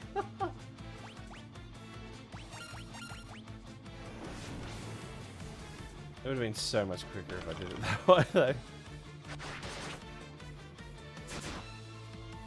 Doing 6 damage per hit.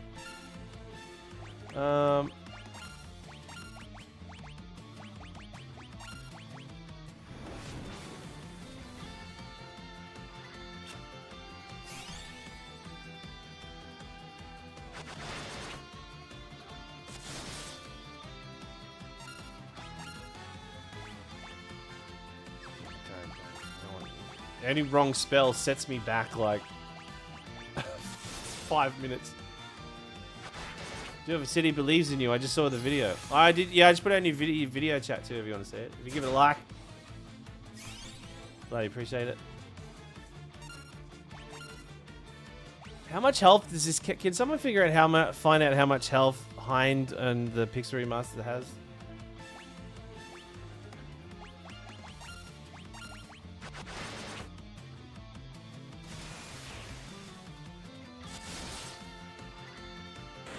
Oh, never mind, got him. We did it, chat. Let's go. Let's hear it from me, chat. Let's hear it from me. Big fast claps. Let's hear it from me. Wow, a big thumbs up, everybody. Big thumbs up.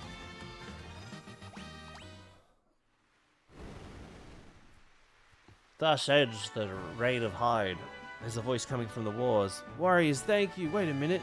Did the walls just speak? I am the Elder Tree, living in the woods. Hyde cast a powerful curse on me. Thank you. The curse is now broken. I am in your debt. Before I head back to the woods, I will return the humans locked within my walls, where their roots belong.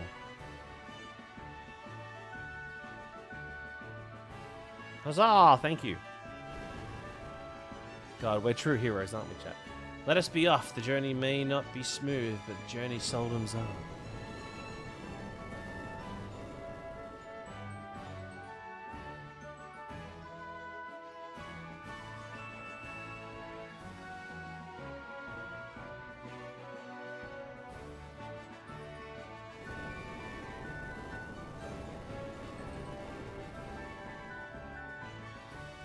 We have arrived. Saplings, it might be alright.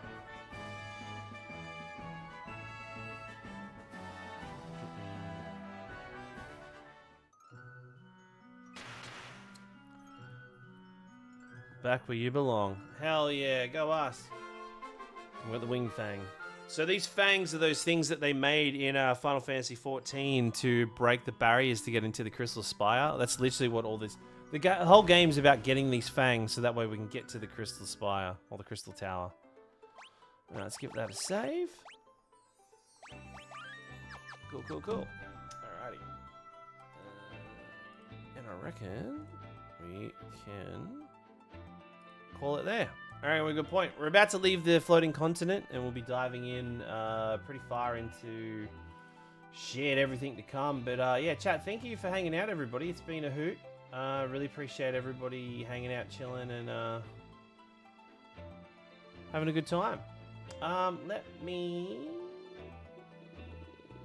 Can we raid today? I'm going to raid Tolga. Let's raid Tolga. Alright, everybody. Thanks for hanging out. Love you all. Appreciate you all. Hope you all have a wonderful day, night, sleep, whatever you're doing in between. But until then, chat, love you all. Appreciate you all. And I will see you... Oh, that's the wrong scene. Oh, this is awkward. Which one was it? Oh, ending. There we go. Alright. Alright, everybody. I'll see you all later. Hope you all have a good one, okay? Bye.